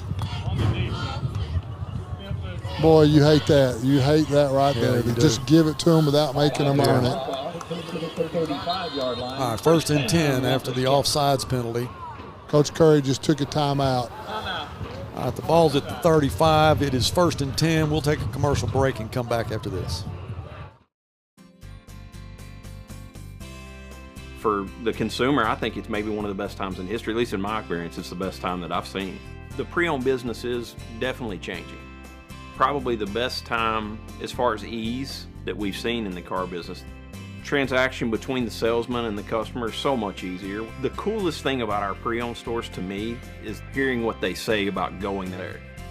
Come see us at Clay Maxey Premium Pre-Owned in Fort Smith and in Tawnytown. Well, they had a 4th and 4. We got an offsides call, so it's 1st and 10. The line of scrimmage is the 35-yard line of the Bears. If you're just joining us, it's a tie ball game. Wampus Cats scored in the first 2 minutes. Second drive that they got was stopped. Missed field goal attempt, but Poom Savoy and Cam Massey put on a clinic to get the 7 for the Grizzlies. All right, here we go. Malo will send a man in motion. Now he'll hand it to him. Not much there, may get a couple. That was Clay Fisher on the carry. Check that. That was Elijah Smith on the carry. They rolling running backs left and right.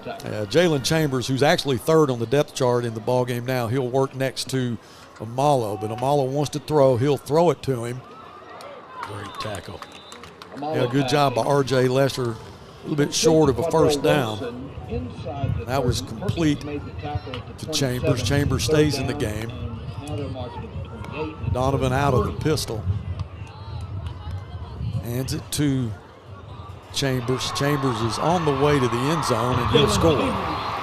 Again, Buzz, inside zone, they run it a little different. They run it flat. That back has got his eyes on the center, his gap back, and they find that crease, and right there, you see we ran upfield, and it cuts right there, and our inside linebacker misses the tackle. That makes tough play. Yeah, it makes it 13-7.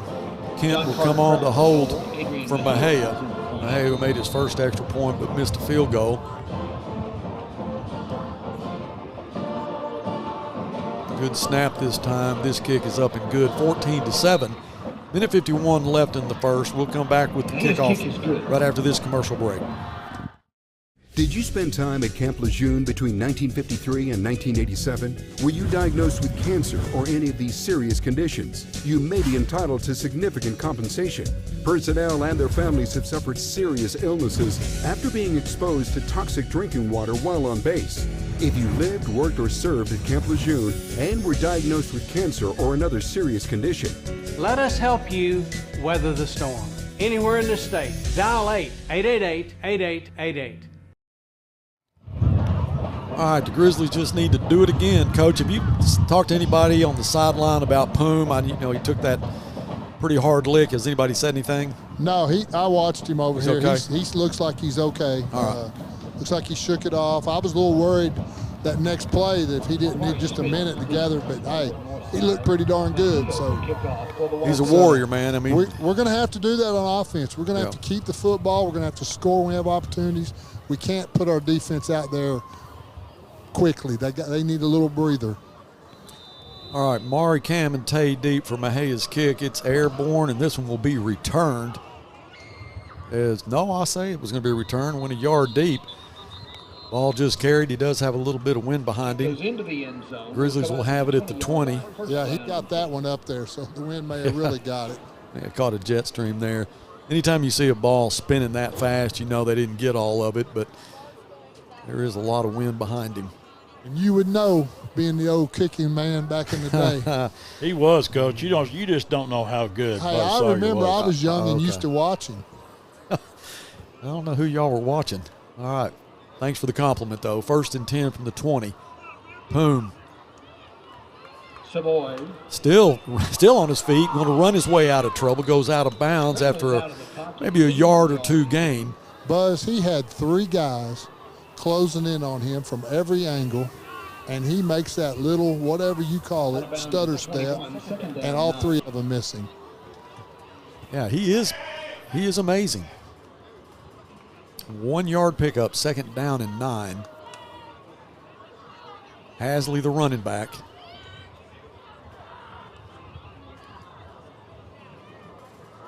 Boom, throws it over to Hasley. Hasley makes a guy miss at the 30.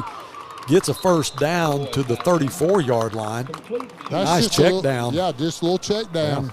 Yeah. Brian Hasley's doing a great job catching the football tonight.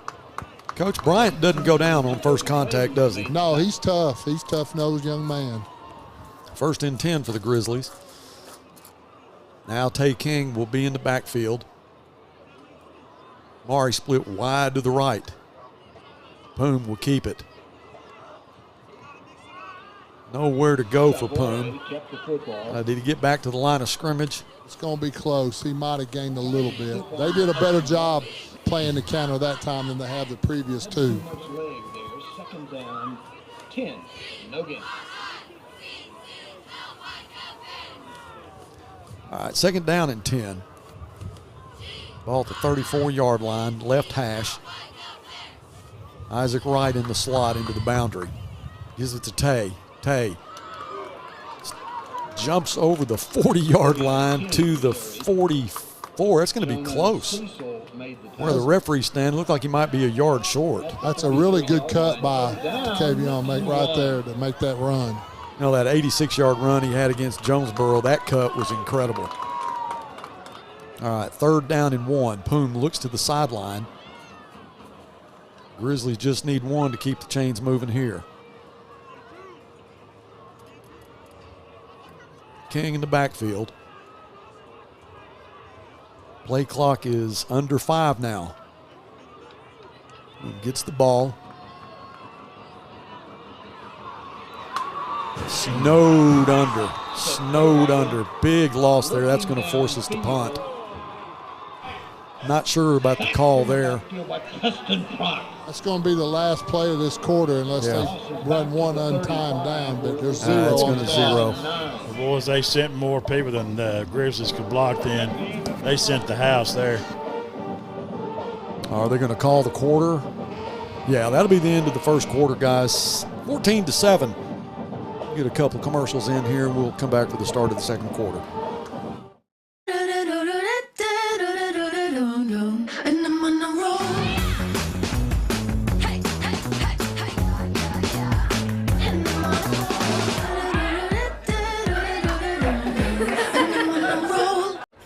Hey, Chief, which weighs more, meatloaf or steak? Steak. Ham or turkey? Yeah. Mac and cheese or cookies? Mac and cheese easily. Let's go weigh him and find out. Okay. Pound of carrot cake or a pound of ice cream? Nice try, rookie. I almost had you. Not even close. You're in business to do business, not paperwork. That's where the skills of Potts & Company certified public accountants can help you succeed. Trust the experienced professionals of Potts & Company for tax preparation, bookkeeping, and other business services. Using QuickBooks for your operations? They're QuickBooks experts. The Potts & Company team can help you establish, organize, and optimize your QuickBooks for utmost effectiveness. Visit pottscpa.com to learn more. Now, welcome back to McConnell Stadium. We missed the punt during that commercial. It was not kicked very well. I think it was a semi-shank. So, Wampus Cats will have good field position at the 41-yard line. Just underway into the second quarter, 14-7. Milo fakes to Carr, hits Rome Fields. Fields will probably have enough for a first down. I don't know, but that is an unbelievable tackle by Takevion Perkins. Yeah, he is really, a lot of hype about him. Watching him play baseball last year, but a lot of hype about his football skills, and he seems to have gotten better every game. First and 10, 49-yard line of the Bears. Carr gets the call.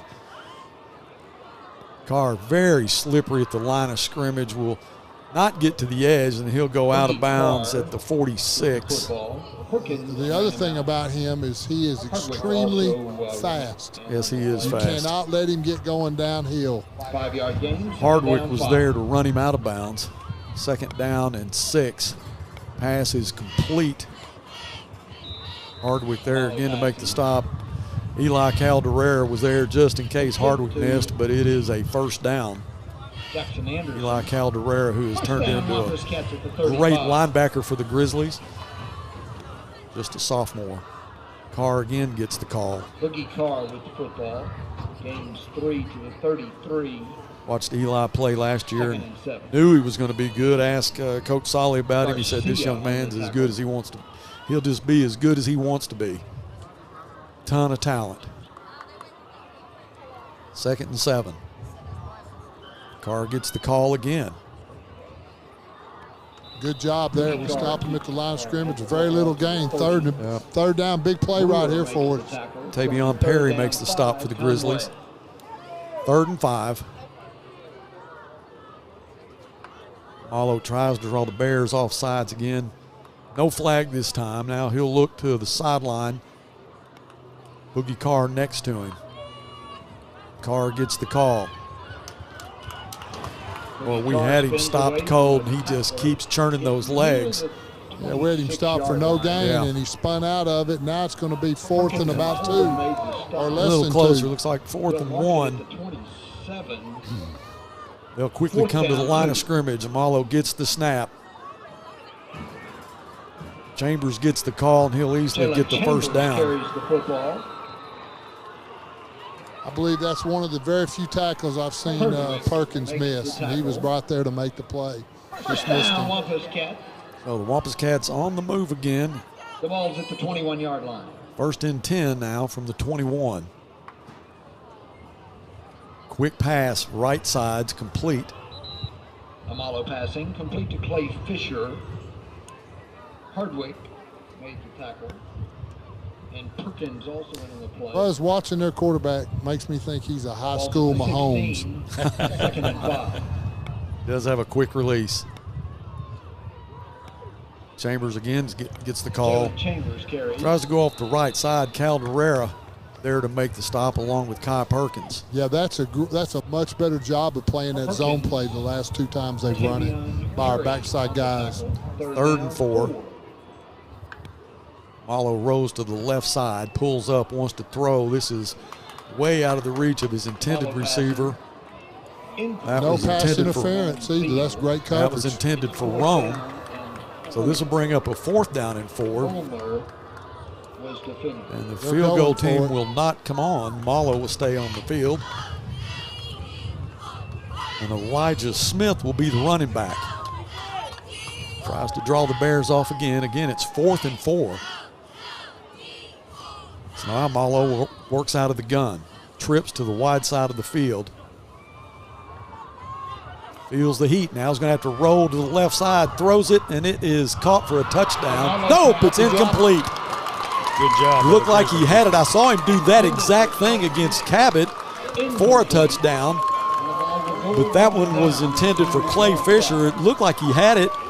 He dropped it until he hit the ground. Ball falls incomplete. He pulled it in, and when he hit the ground, it jarred it loose. Would have been a great catch. So the Bears stay within a score. No hesitation for the Wampus Cats on that one to go for it. They weren't going to bring their field goal team in. So now Poom Savoy and company will come out at the 15-yard line. 9:01 left in the first half. Maury split wide to the right side. Q Wilson will pick him up. They'll hand it off. That's Hasley. Hasley trying to get to the edge. Ball is carried by Hasley will pick up a couple. Garrett Sanders makes the tackle. 1 yard gain, 2nd down, 9. Garrett Sanders on the tackle. Sanders, a senior middle linebacker. Poom rolls out of the pocket, needs to get rid of it, just throws it out of bounds. I had to move there, Buzz. They were coming at me. That's big old people running at me now. I think I could take one of them, but I don't know about two. I'd bet on you, Coach. I would too. I don't know, boys. That's a great job by Poom, drawing time, trying to find a receiver. He just ran out of space. 3rd down and 8 for the Bears. At the 17-yard line. Hasley in the backfield. Poom gets the snap. Wants to throw. Now Maury's going to have to go get it. Let's get a call there. Yeah. Let's get a call. Come on. Well, the ball was way out of bounds. It was out of bounds, but it was definitely interference. No, I'm going to have to disagree with you. I'm watching right down the line. He did what every DB coach teaches you to do. Grab a hold of him? No. Put your body on him and push him to the sideline, and that's exactly what he did. Well, I call interference on that. Okay. Man, I can't see how that much contact could be clean. All right, 4th down. Perez, the punter. Quadrell Wilson will be deep. It's a little better kick. Wilson will take it over his shoulder at the 40-yard line. Swarm of Grizzlies there to take him down at the 46. Great job, great punt, good coverage. Now, much better than the last punt. Wampus Cat football, 1st down and 10. Now, you go back to that pass play, Maury was just at about 3/4 speed, and then when Poom threw it, then he put it in gear, and it looked like the guy was holding on to him. Well, y'all got a different angle than I have. I just saw the guy pressing him to the sideline, which is what they're taught. Okay. And they could have called it, but the ball was way overthrown. Out of bounds. Yeah. Amalo throws it to the right side. It's complete. That's Jackson Anderson on the We got a flag coming in from the deep referee. I would think that would be holding against Conway.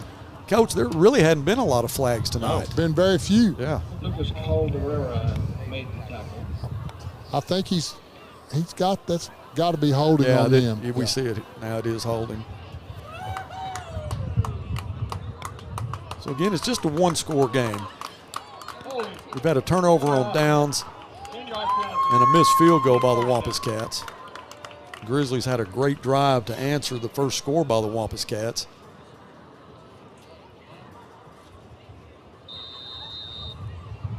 Line of scrimmage is the 44. Ulmer's going to be way off sides there, so they're going to get 5 of that back.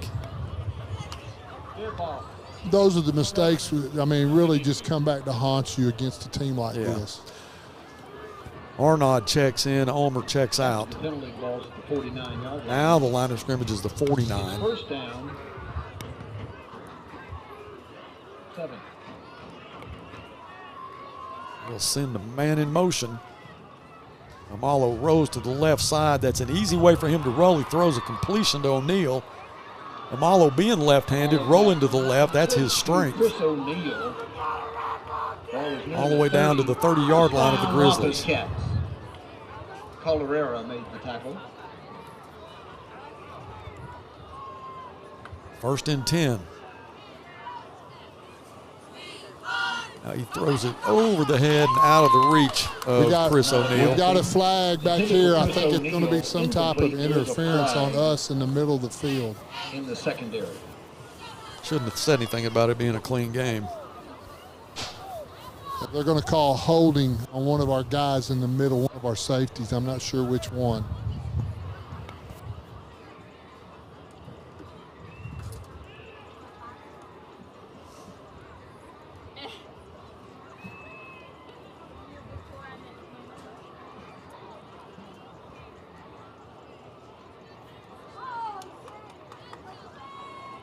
On the defense. First down. I didn't get to hear who it was on. They didn't say player. They just said on the defense. At the 19-yard line. It was either 9 or 23, Buzz. I'm not sure. So Antoine Thomas or Kai Perkins. Line of scrimmage is the 19 now. Still 7:32 left in the first half. We thought it was going to be a track meet to start. Now Amalo with a 1st and 10. Feels some heat, but he'll throw it over the middle to Boogie Carr. Kai Perkins and Eli Calderera, I'm sorry, that's Eric Brewer, will bring him down. He's going to gain about 5 on that. Perkins and Brewer made the tackle at the 14. Gain of 5, 2nd and 5. All right, 2nd down for Conway. Carr gets the call. Get to the 11-yard line. Boogie Carr with the football. Gonna be 3rd and about 2. Eric Brewer still on the, 3rd down, again on the stop. Conway. Carr again gets the call. Up the middle, he'll have enough for a 1st down to the 5-yard line. Perkins on the tackle. 1st and goal, Wampus Cats. So Carr will check out. Chambers comes in. Ball on the left hash. They'll hurry and get the snap. Hands it to Chambers. Chambers will get into the end zone. Well, Hardwick was coming fast on a corner blitz, but they were able to get Chambers the ball and gets into the end zone. For the Cat touchdown.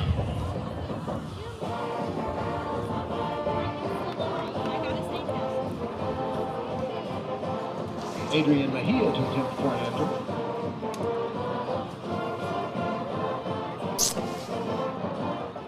His extra point is up and good. 21-7. Just got a text from Coach Hankins. I've been saying Eli Calderera. It's Lucas Calderera, and I know that. But Eli, who's been a great baseball player, Calderera's got some athletic genes. I'll say that. Coach Hankins, thanks for letting me know that I've been saying that, but it is Lucas Calderera. We're just going to stay with it. I'm going to tell you, Buzz, right here, we need a drive on offense. I'm looking at our defensive guys. They are gassed. They need a break. Yeah. We need to keep the football and give us a score or at least a long drive to give these guys a chance to get their air back. It was Ashton Little on the fan cam. Again, happy birthday to Ashton. In 22. So Cam, Tay, and Mari will be deep for Mejia's kickoff.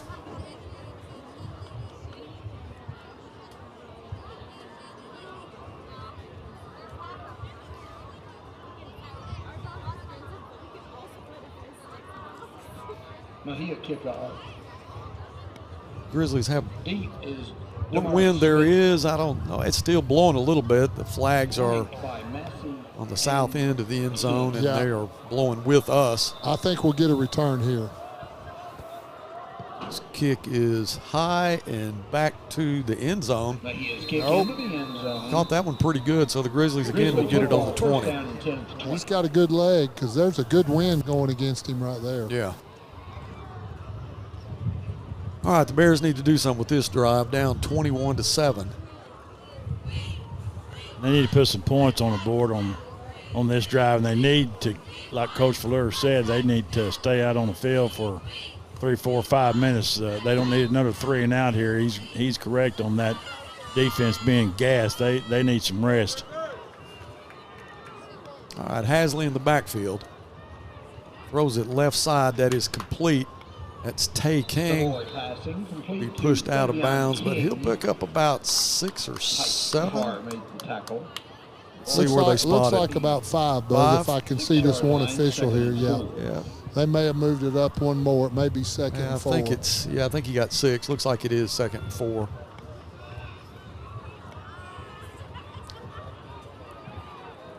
Boom from the left hash. Is it to Tay? Tay, who runs a lot like Boogie Carr. We talked about the similarities between these two teams. Is you got Amalo and Poom, and then you got Boogie Carr, and you've got Tay King. It's kind of like a trade-off. So these guys play real similar. It's just that these guys, Wampus Cats have been playing fast. I thought we got a terrible spot there. I thought Tay went across the 30 before he went out of bounds. They marked it 2 yards back. Yeah, it's 3rd down and 1. Tay gets the call again. Will he get the first down? No, he is slung down. I think he's going to be short of it. I'll be close, though, Coach. What do you see there? I think it's going to be about a half a yard short. I'd like to have seen him put his shoulder down and just kind of run through it. Yeah. Perez comes on to punt it away. 4th down and 1. Perez is the punter. Quadrell Wilson is deep for the Wampus Cats.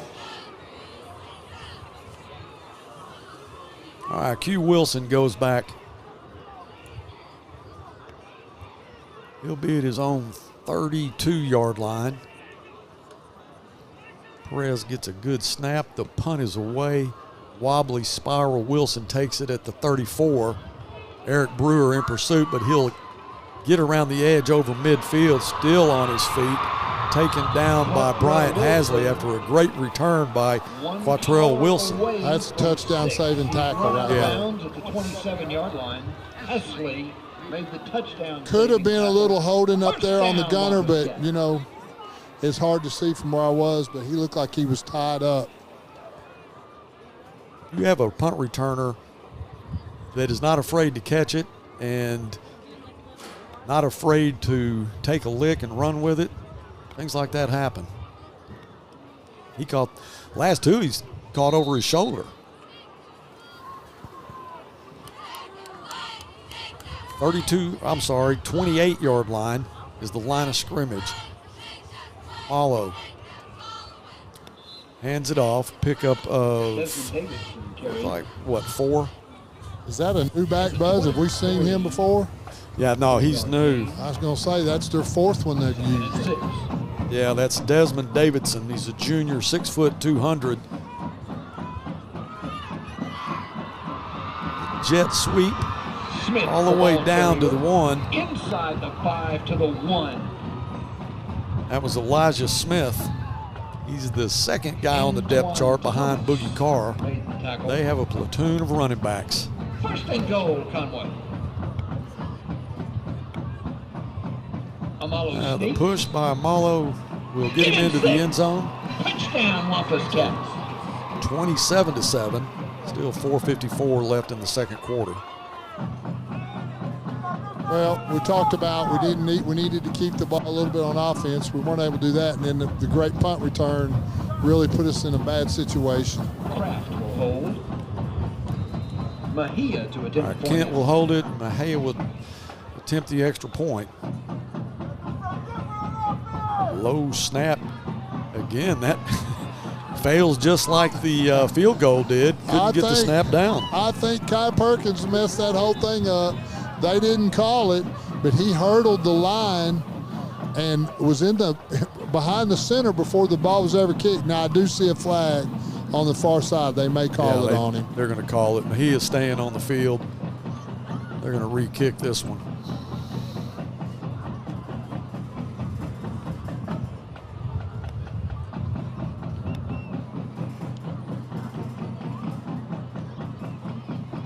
I thought maybe we'd gotten away with it, but that's not the case. The official on the far side called it. All right, so we'll get another shot at it. Mejia will have it teed up again. He'll move the ball up 1.5 yards, and he'll re-tee it here.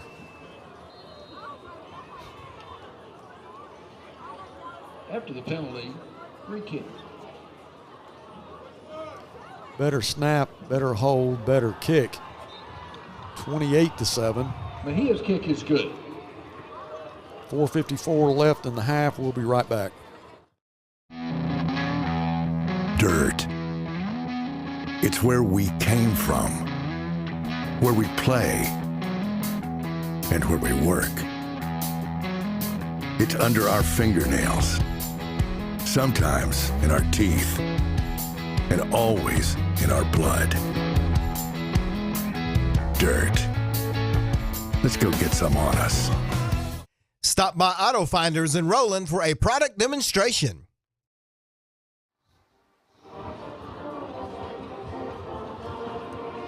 All right, welcome back to McConnell Stadium. A great punt return set up that touchdown for the Wampus Cats, makes it 28-7. So Mejia, who's got a lot of game time this first half for the Wampus Cats, will tee it up again. Damari Smith is deep for Portsmouth Northside. This one will be returned, and that's Mari at the 6. Mari be tackled at the 14-yard line. The kickoff. Desmond Davidson. Almost better off when they're kicking it in the end zone. Yeah, they got a lot of height on that kick and really good coverage. We had that one man. If we could have got outside of him, we might have had something. All right, we're down 28-7. We'll get the kickoff in the third quarter, but we would love to get another score or two. Try to get back in this ball game.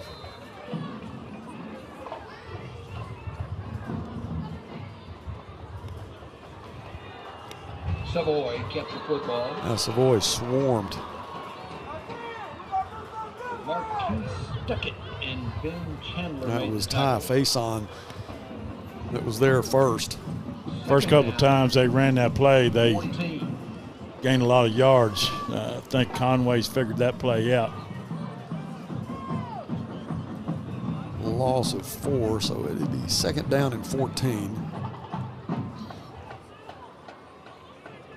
Ball on the 10-yard line of the Grizzlies.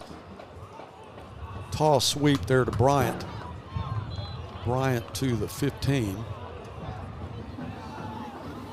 Be third and about 9. Carried by Hasley. Jacoby Wade made the tackle. Third down and 9.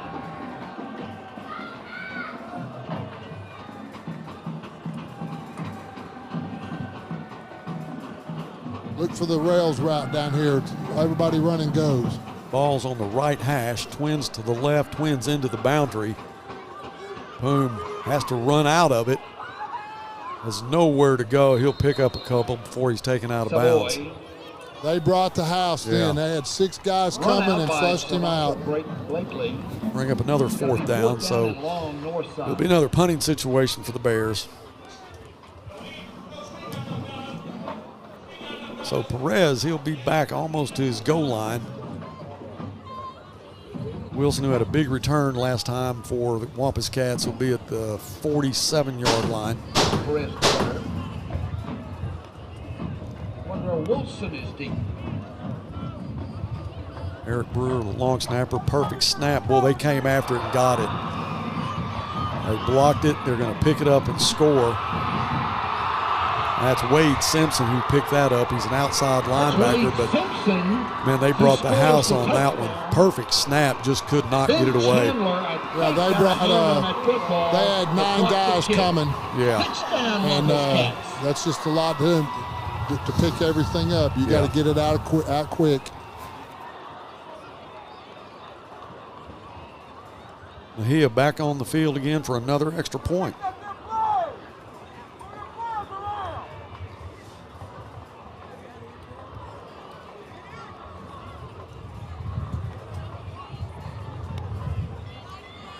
Kraft to hold. Mejia to attempt the point out.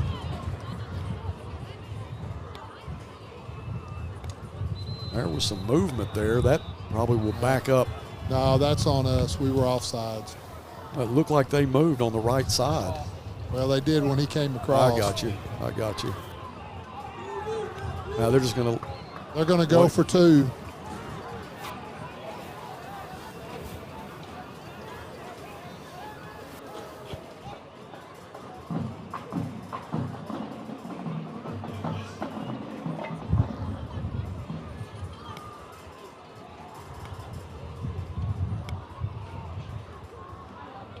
Well, they haven't moved the ball.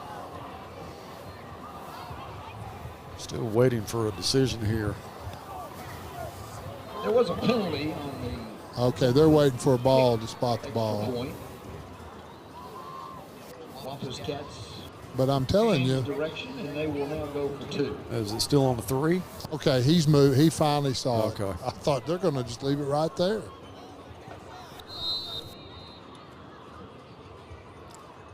Malo will hand it off to Chambers. Chambers will dance his way to the 1, and that's all he'll get. I really don't understand the decision to go for 2 right there. With the score the way it is. No. I don't know how that changes anything really. No, I don't understand that either. Buzz, it's important now that we need to keep the ball a little bit here on offense. Yeah. Yes, sir, we do. Need to get some more points before we go into the locker room. 34-7 has been the Donovan Amalo and a host of running backs has been the story now for the Wampus Cats. Man, they're overpowering. Offensive line's doing a good job. When you bring in those fresh legs and they're all eager to get everything they can get out of it, nobody gets tired.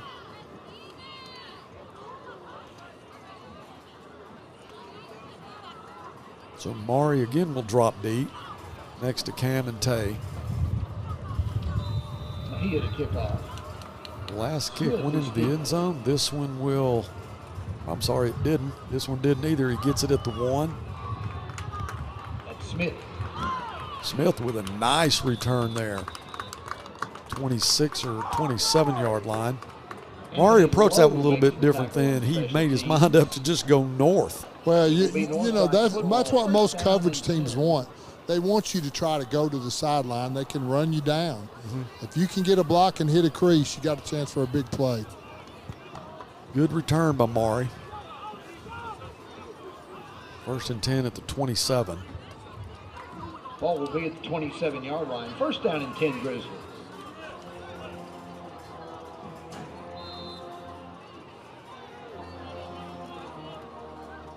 Empty backfield for Poon. Poon looks, throws it over the middle. That's Ezra Phillips on the reception. Savoy passing, complete to Ezra Phillips. Ezra was hit immediately by Jacoby Wade. Jacoby's a sophomore. Has 30 tackles and 2 tackles for loss up to this ball game. He's a second team safety. Hasley in the backfield with Poom. Hasley gets the call. Young freshman right there. I think it's Gonzalez. His man beat him upfield, disrupted that play. Kelvin Thomas made the hit. He's 6 foot 230. 7-yard line. It's still 3rd down and a yard. Bryant was held up a little bit too, and Thomas got a free hit. I almost feel like you got to treat this as a 2-down situation to get this yard. 3rd and 1. Off the 37-yard line. Poom will keep it on a quarterback counter. Will he fight for the 1st down?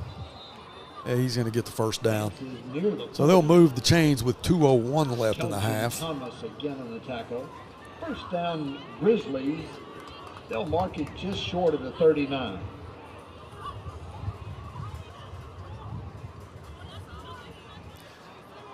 Tay will go in the slot. Hasley will go back in the backfield.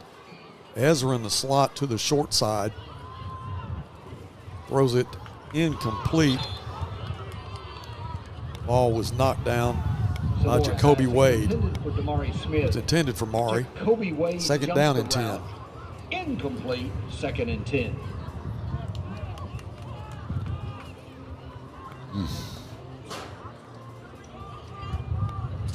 Grizzlies have 2 timeouts left. 1:44 left in the half. Here comes the heat. Poom steps up. Now he's going to have to run his way out of it. Pick up a yard.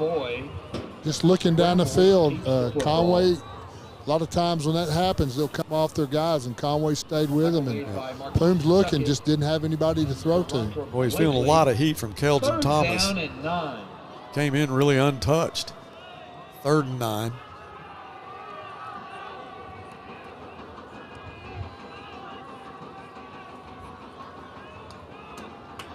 Poom again wants to throw.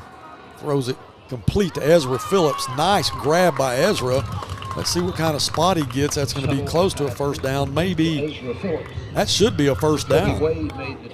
What a nice catch by Ezra Phillips. Short of a first down, right at the 40. Yeah, they're going to say it's short. Boy, looking at the referee across the field, it looked like he clearly had it, but it'd be 4th down and less than a yard. Grizzlies will have 42 seconds left and two timeouts. They'll go for it. Look for Poom to keep the ball right here. And he will. Poom gets the first down and more. Poom has one man to beat. Now to the 20, the 15. Oh, gets knocked down at the 10-yard line. The one guy that he had to beat, he did beat. And then Quadrell Wilson chases him down. Great job by the 2 lead blockers, and Poom making a good cut. All right, 24 seconds left. 1st and goal from the 10. So there'll be a timeout on the field. We'll just stay with it. Guys, we got to get a score here. Got to have it. I'm looking here on the sideline, Buzz. Calderon looks like he's got a injured hand. I'm not sure how bad it is, but it is taped up, and he looks to be hurting a little bit. Who'd you say? Caldera. Tell you what, Lucas he's been a tough player for us. I was so impressed watching him last year play as a freshman. Knew that he'd be a good linebacker for us. I didn't know that he was going to start this year. Well, he probably didn't either. Nope, and he just worked his way into it. That's right. Hey, Coach Fleur. Yes, sir. Hey, what would you call here? Make the call. You got 24 seconds. You got 1 timeout left. I mean, we're a throwing team. I'm going to have to come up with whatever my best pass route is here. Okay. All right, 1st and goal from the 10. Ezra and Maury split wide to the right side. That's the wide side. Throws a fade route to Maury. Maury can't hold on to it.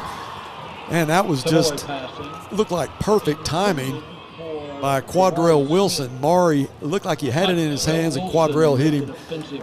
I'll tell you, perfect timing. Buzz, he's a good little corner. He really is. He's played, I mean, he's out there by himself with that kind of speed, and he's done a good job. Hey, Adrian Falcom is coming off. His helmet came off. Like Hernandez got to come out for a play.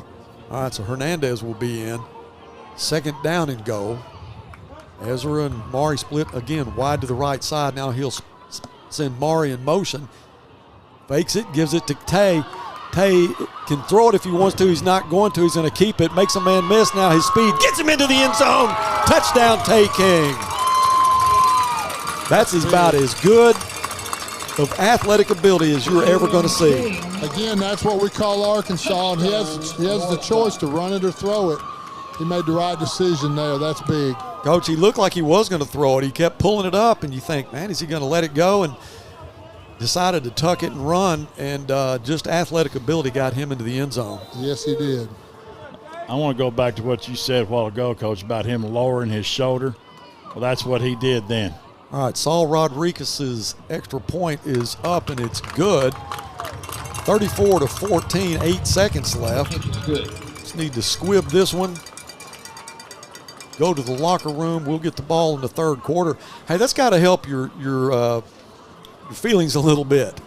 Going into the locker room, get your momentum back. Yeah, I would hope so. Just watching the demeanor on the sideline, it's a little down right now, but maybe that'll get them excited again.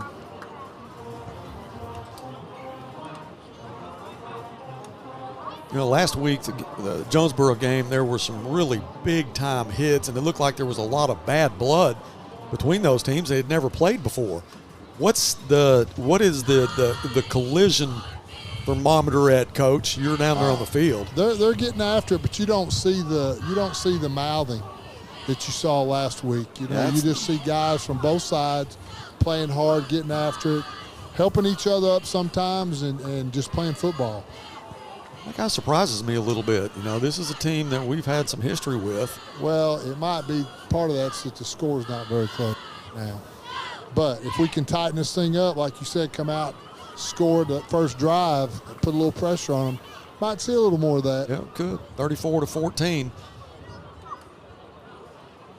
Perez just wants to get this one unreturnable. I believe he'll kick this deep. So that's a little bit of wind behind him. The deep guys are at the 15, and it will go over the head of Quadrell Wilson into the end zone. So no time off the clock, and they'll have 8 seconds left. So interesting to see what Donovan Amalo will do with his offense with 8 seconds left.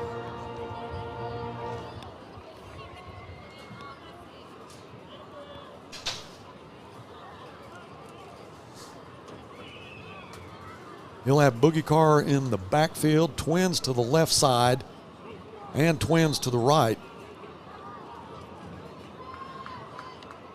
Tries to draw the Bears off sides. No go there, so he'll reset. Hands it to Carr. Bears will chase him out of bounds. He'll get a first down with 1 second left on the clock. It's always that way when you play away from home. Can't be zeros, it's going to be one. 31 is the line of scrimmage.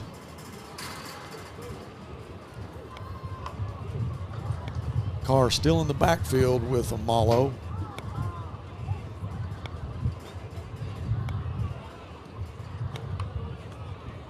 Fakes it, throws it over the middle. That's complete to Rome Fields.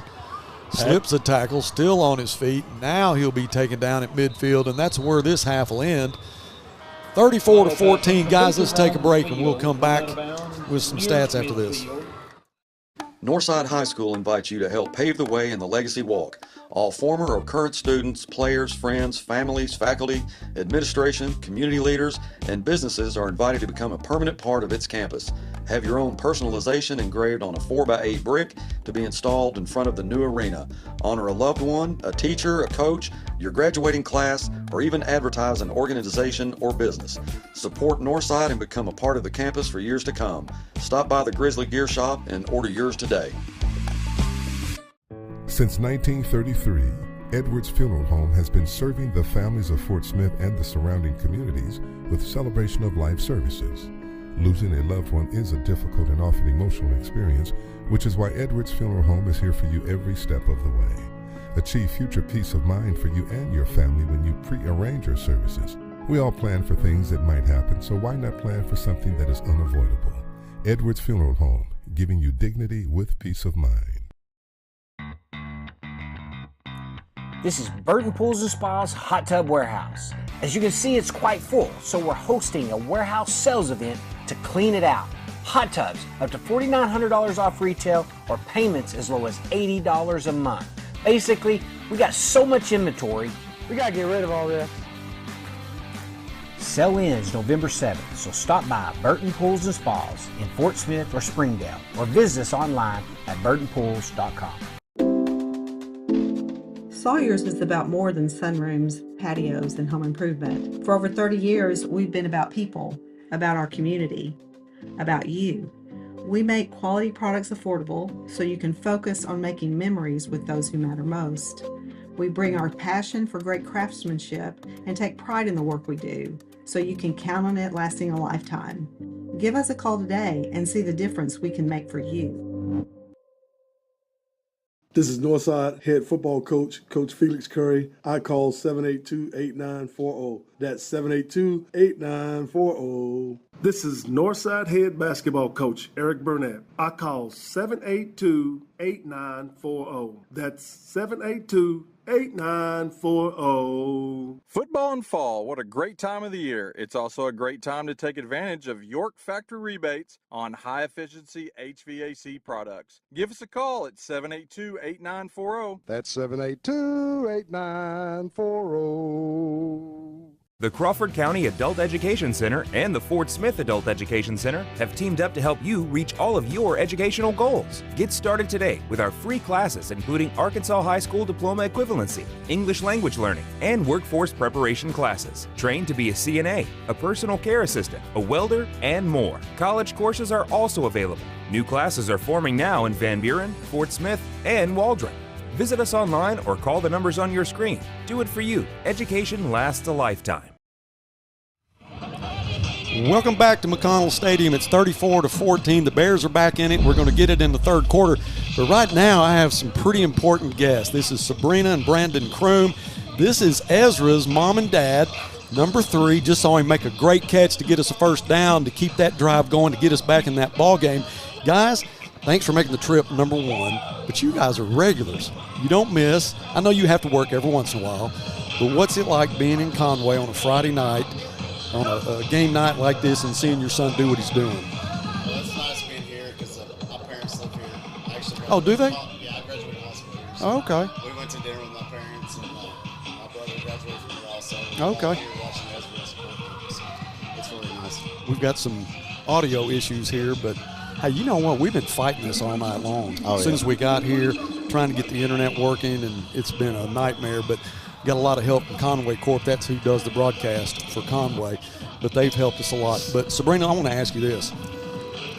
Every time Ezra makes a catch and he takes a big lick, and last week was one of the hardest ones that I've seen. Yes. But I'll look for you in the crowd because I want to see your reaction when things like that happen. So how hard was that for you?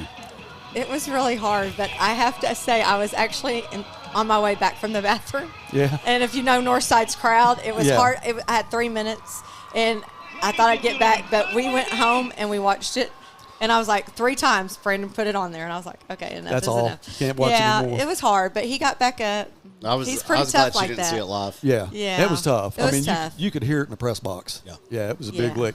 It was targeting, just so everybody knows. I mean, the kid led with the crown of his helmet, and but Ezra caught the ball, and he's just tough. And to get up and play again after that, it was really special. So, I know it's tough for parents to have kids playing, and you see some of those licks, and, they want to play the sport, and you don't want to not let them play. But it is hard on us. So I appreciate you letting him be a Grizzly to start with. I know they have decisions to make, but what made his decision to come to Northside? Well, he felt that it was going to get him to the next level. Yeah. He felt that this coaching staff would get him exposed and give him the best opportunity to get to the next level. Now, he played linebacker too, didn't he? Yes. He played both sides at Jeff, Yeah. and really in grade school too. And likes it. Mm-hmm. Oh, yeah. He would love to play defense. He would love to play defense. If he had to make that choice, though, I mean, which way would he go? He loves playing offense. Yeah. But He does. He honestly, if he had his way, he'd play both sides. Of Okay. You guys staying here tonight, or are you going back? Yes, we're staying at my Are parents'. you? We are. Okay. We are. Yeah. Are the lake visits over for the year? Yeah, unfortunately.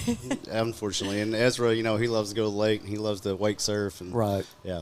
He'd like to be there as much as I would. So what's it like being Ezra's parents? I mean, how is he during the week? If he's not playing football, what's he doing? Usually working out, or he'll play the game. During the summer, we go to the lake. Yeah. But he's just like any other kid, except where he works several hours a week, even in off season. That's awesome that he does that. And, I've talked to a lot of the kids over the years that have jobs, and they go to school, they work, and then they play sports. And, my compliments to them, for doing that. Teaches them young. Oh, yeah. Because football is going to be here for a while, but then there'll be a time that, you're going to have to make a living, and you got to understand how to do it. Who knows about Ezra, though? He may be at the get up there. And there's guys from Northside that are in the NFL right now. And I know that's a goal of his. Oh, yeah. Yes, it is. So we'd love to see him there. His first goal is to get a scholarship at the next level, and then after that, who knows. So he'd like to play for Arkansas. I mean, that's his. That's what he said. He said that. He said that under your interview. But right. He honestly, he doesn't really know right now. He just like to play. Oh yeah. He would just like to play. Yeah. Gotcha. He's been playing sports since he was, since actually probably 3 baseball and then in church league. And so football is his favorite. Oh yeah. Yeah, when he started playing for the Buffaloes, football was his favorite. Goes way back. But baseball, he just knew. He was that kid that just knew what to do. He just knows sports. Right. He loves basketball, but he knows that football is where he really stands out, has a better chance. Yeah, he loves basketball too. Well, he's just a gifted athlete. He could probably play anything he wanted to. Glad that he chose football. Well, we're going to need him in the second half. Oh, yeah. Being down 34-14. But we do get the ball first, so hopefully we can take it down and score and get a little closer in this game. I just want to tell you thank you. I've been after you guys for a little bit now to come talk to me, and I know it's tough, and this is not something that people really like to do, but I will tell you that our listeners love listening to the parents. They really do, because those kids, the only time we ever see them with pads on, they really don't know what they're like in their personal lives and what it's like to have a kid that's playing, and it's fun to listen to what you guys have to say. So thanks for doing it, Sabrina, Brandon. Thank you for having us. Go Grizzlies. Let's go get them in the second half. Yes, let's go. Sabrina and Brandon Kroom. Number 3, Ezra Phillips, Mom and Dad. Let's go Bears.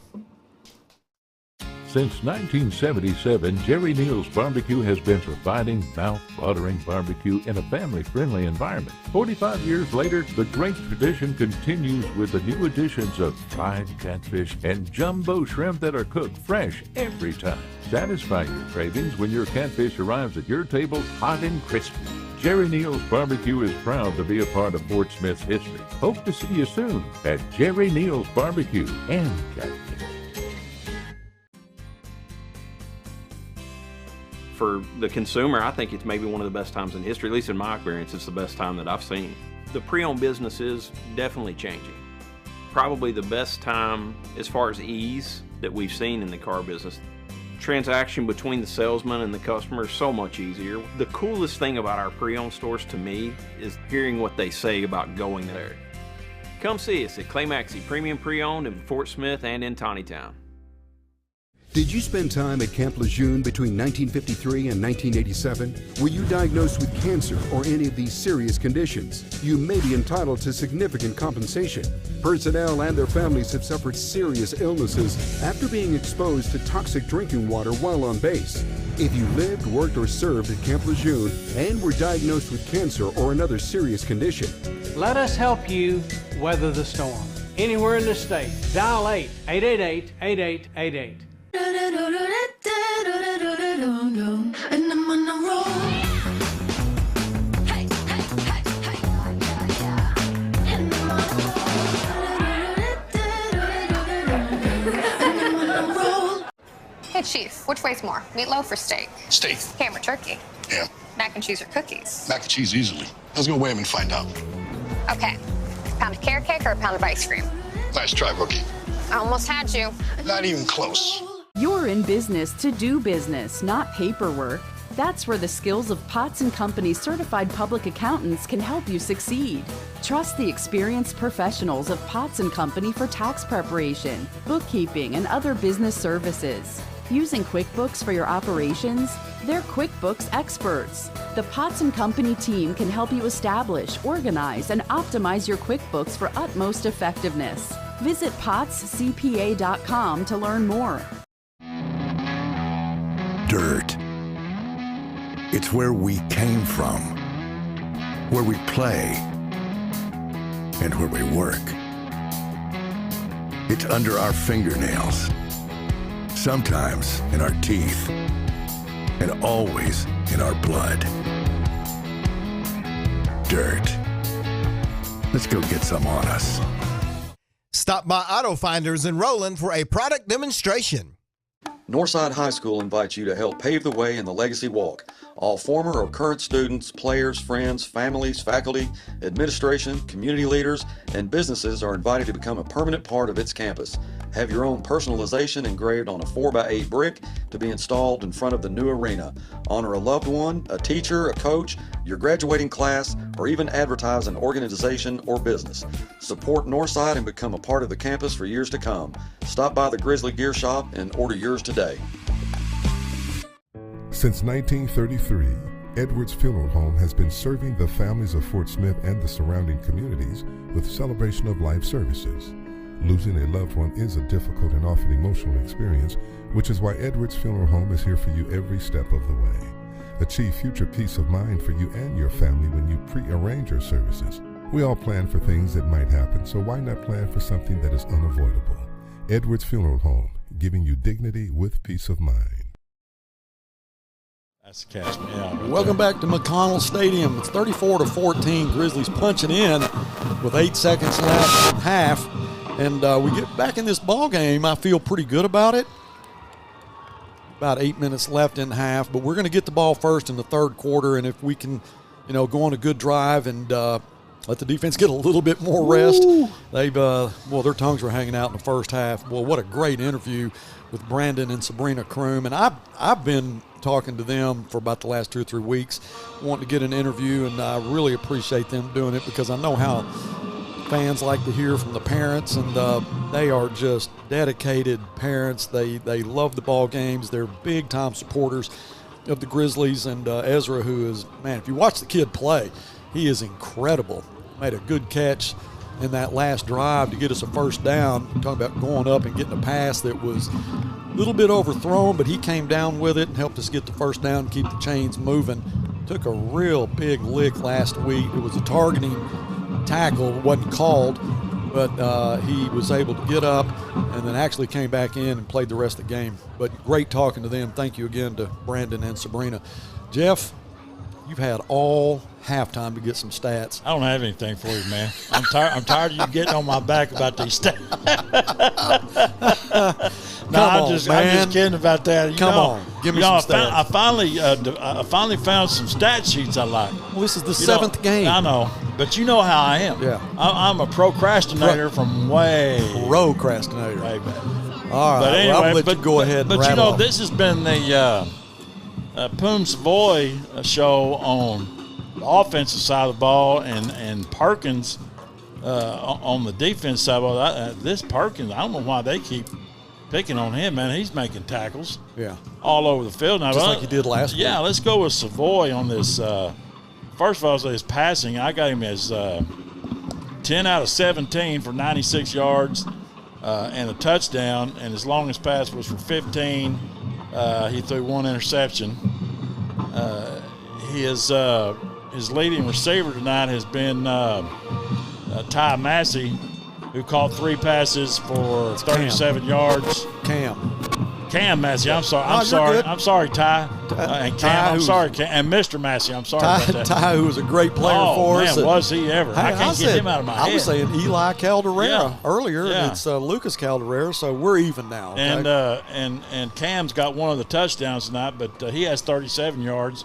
And Hasley has 2 catches for 23 yards.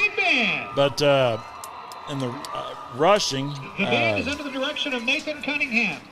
Savoy's the leading rusher. He has, and I think he'd probably have over 100 yards rushing tonight if it wasn't for the sacks that he's taking tonight. But he still has 12 rushes for 67 yards, and over half of that came on that one long run he had there toward the end of the first half. And his longest run was for 42 yards. And King's the second leading rusher. He has 24 yards on 4 carries, but that 10-yard run he had there for the touchdown at the end of the first half was the most impressive run that I think he's made all year, even that 57-yarder he had last week against Jonesboro, because he and Coach Fleur talked about him lowering his shoulder earlier in the first quarter, and that's what he did down here to score. Had he not lowered his shoulder down here in that corner to get in the end zone, he wouldn't have gotten in. I don't think. And you look at at Tay King, and he's not that Ty Massey type running back. He's not. Or Sunquist Church, where you can lower that shoulder and run over people. But he did. He did. He wouldn't have gotten in had he not done that. That's right. And that was impressive. I like to see him do a lot more of that. And on defense, Perkins has been really impressive tonight.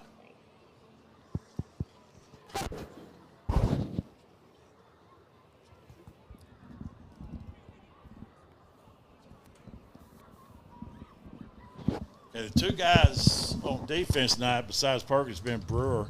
Let me tell you what Perkins has done tonight. Let's see. Let me count these. I almost couldn't keep up. You've had all half to do that. I know. 4, 5, 6, 7, 8, 9, 10, 12 tackles. 12 tackles in the first half. And passes defended. Why do they keep throwing to this guy? 1, 2, 3, 4. 4 passes defended. And Brewer, 8 tackles. So 20 tackles between those two guys right there. It's unbelievable the way Perkins has been all over the field now. That's 12 tackles. He has double-digit tackles in the first half. What's he going to do the second half? Yeah, Eric Brewer is a junior linebacker. He also does all the long snapping. And this kid, he started tonight in place of TJ. And is that next man up? And you get a chance to play. Now, he's gotten a lot of playing time this year, but he's a hoss. He is. He is has no fear. You talk about his long snapping ability, and he's done a good job. The one that got blocked, they just brought everybody. They collapsed our line, but the actual snap was perfect. Yeah, that's and I don't know if anybody's told him this or not, but they now scholarship deep snappers. Yep. They used to not do that, but now they do, and now it's a penalty. I don't know if it's a penalty in high school, but I know it's a penalty in college. You can't even line somebody up on a deep snapper on punts. You can't even line somebody. That's a penalty if you do that. But anyway, that's pretty much all I have on the stats. And from now on, if you get on my back about you can do them yourself. Well, I tell you what I'm going to do. I'm going to bring a flag in here with me, and I'm going to throw it on you for delay a game the next time you take that long to come up with some stats. We got about minute 50 left. The Wampus Cats coming back on the field. The Grizzlies have yet to come out of the dressing room. Coach Fleur, if you've got your headset on, what's your take on what we need to do in the second half? First thing is you two need to quit getting names wrong up there. Yeah, that's true. I mean, if I have to cover for y'all, I'll do it. But we got to come out right here, and we got to move the ball on offense. And I'm not going to say we've got to score, but we need to score and get the momentum going our way. We took that thing down quick right there at the end of the half. We need to do the same thing right here. Well, I'm sure there were some discussions at halftime. I know that we have some coaches in the booth next to us, and there were some animated coaches over there a couple of times for good reason. I get it, and they're definitely emotional. But I'll bet you at halftime in the locker room there was a lot of discussion on what we need to do to get the defense off the field. Their tongues were hanging out. All right, we're under a minute, and the Grizzlies have yet to come back out on the field. Conway getting warmed up in the north end. Another beautiful night for football. It is. I'm really happy that the broadcast has gone as well as it has based on the hotspot situation we're dealing with. Didn't have any internet.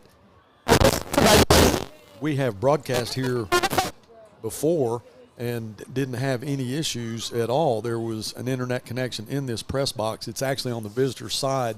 It's a small press box, kind of like what you saw us do at Greenwood or what we've had to do in Fayetteville or even Little Rock Central. But here in the past, you've always had the internet and never had any issues. But we got here tonight, and there was no internet. It had been cut off. So Conway Corp was good enough to help us out with one of their hot spots, and they are an actual TV station. So they have some pretty cool stuff that Dylan was able to work with and get us on the air. But as far as I know, everything has gone pretty smooth. I don't think we've lost power any tonight, but Only thing we're a little bit light on are points. We're going to have to get on it here in the second half, down 34-14. I think you hiring Dylan was a pretty smart idea, brother. Yeah, he's worked out okay.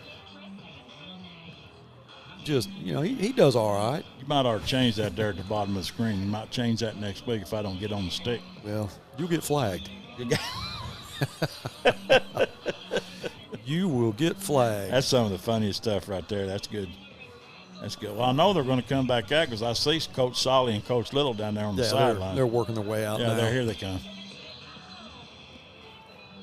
So Poom Savoy, who took a really big lick, he did on the 1 yard line, was able to come back the next play, and he worked the clock all the way down to, I think he got the snap at 1, and was able to find Cam Massey in the end zone. But good job by Cam, breaking his route. Poom got in trouble and had to roll left. Looked like he was just going to go out of bounds or maybe throw it out of bounds.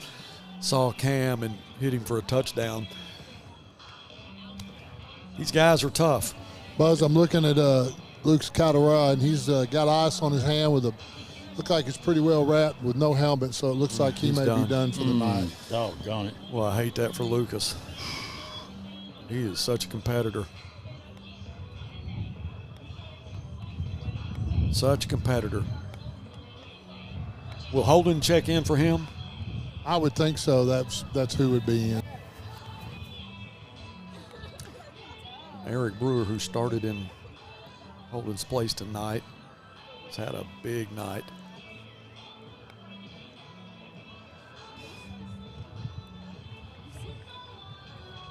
Hogs got BYU tomorrow?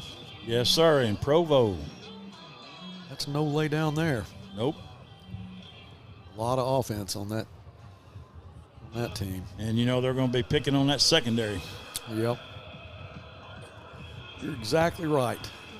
That's what I'd do. Also want to talk about McLean Moody again. He's just a sophomore. He was offered a scholarship by the baseball Razorbacks to be a pitcher.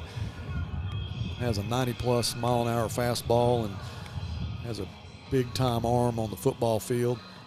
Came in last week and just showed out. You may see him a little bit in the second half, too.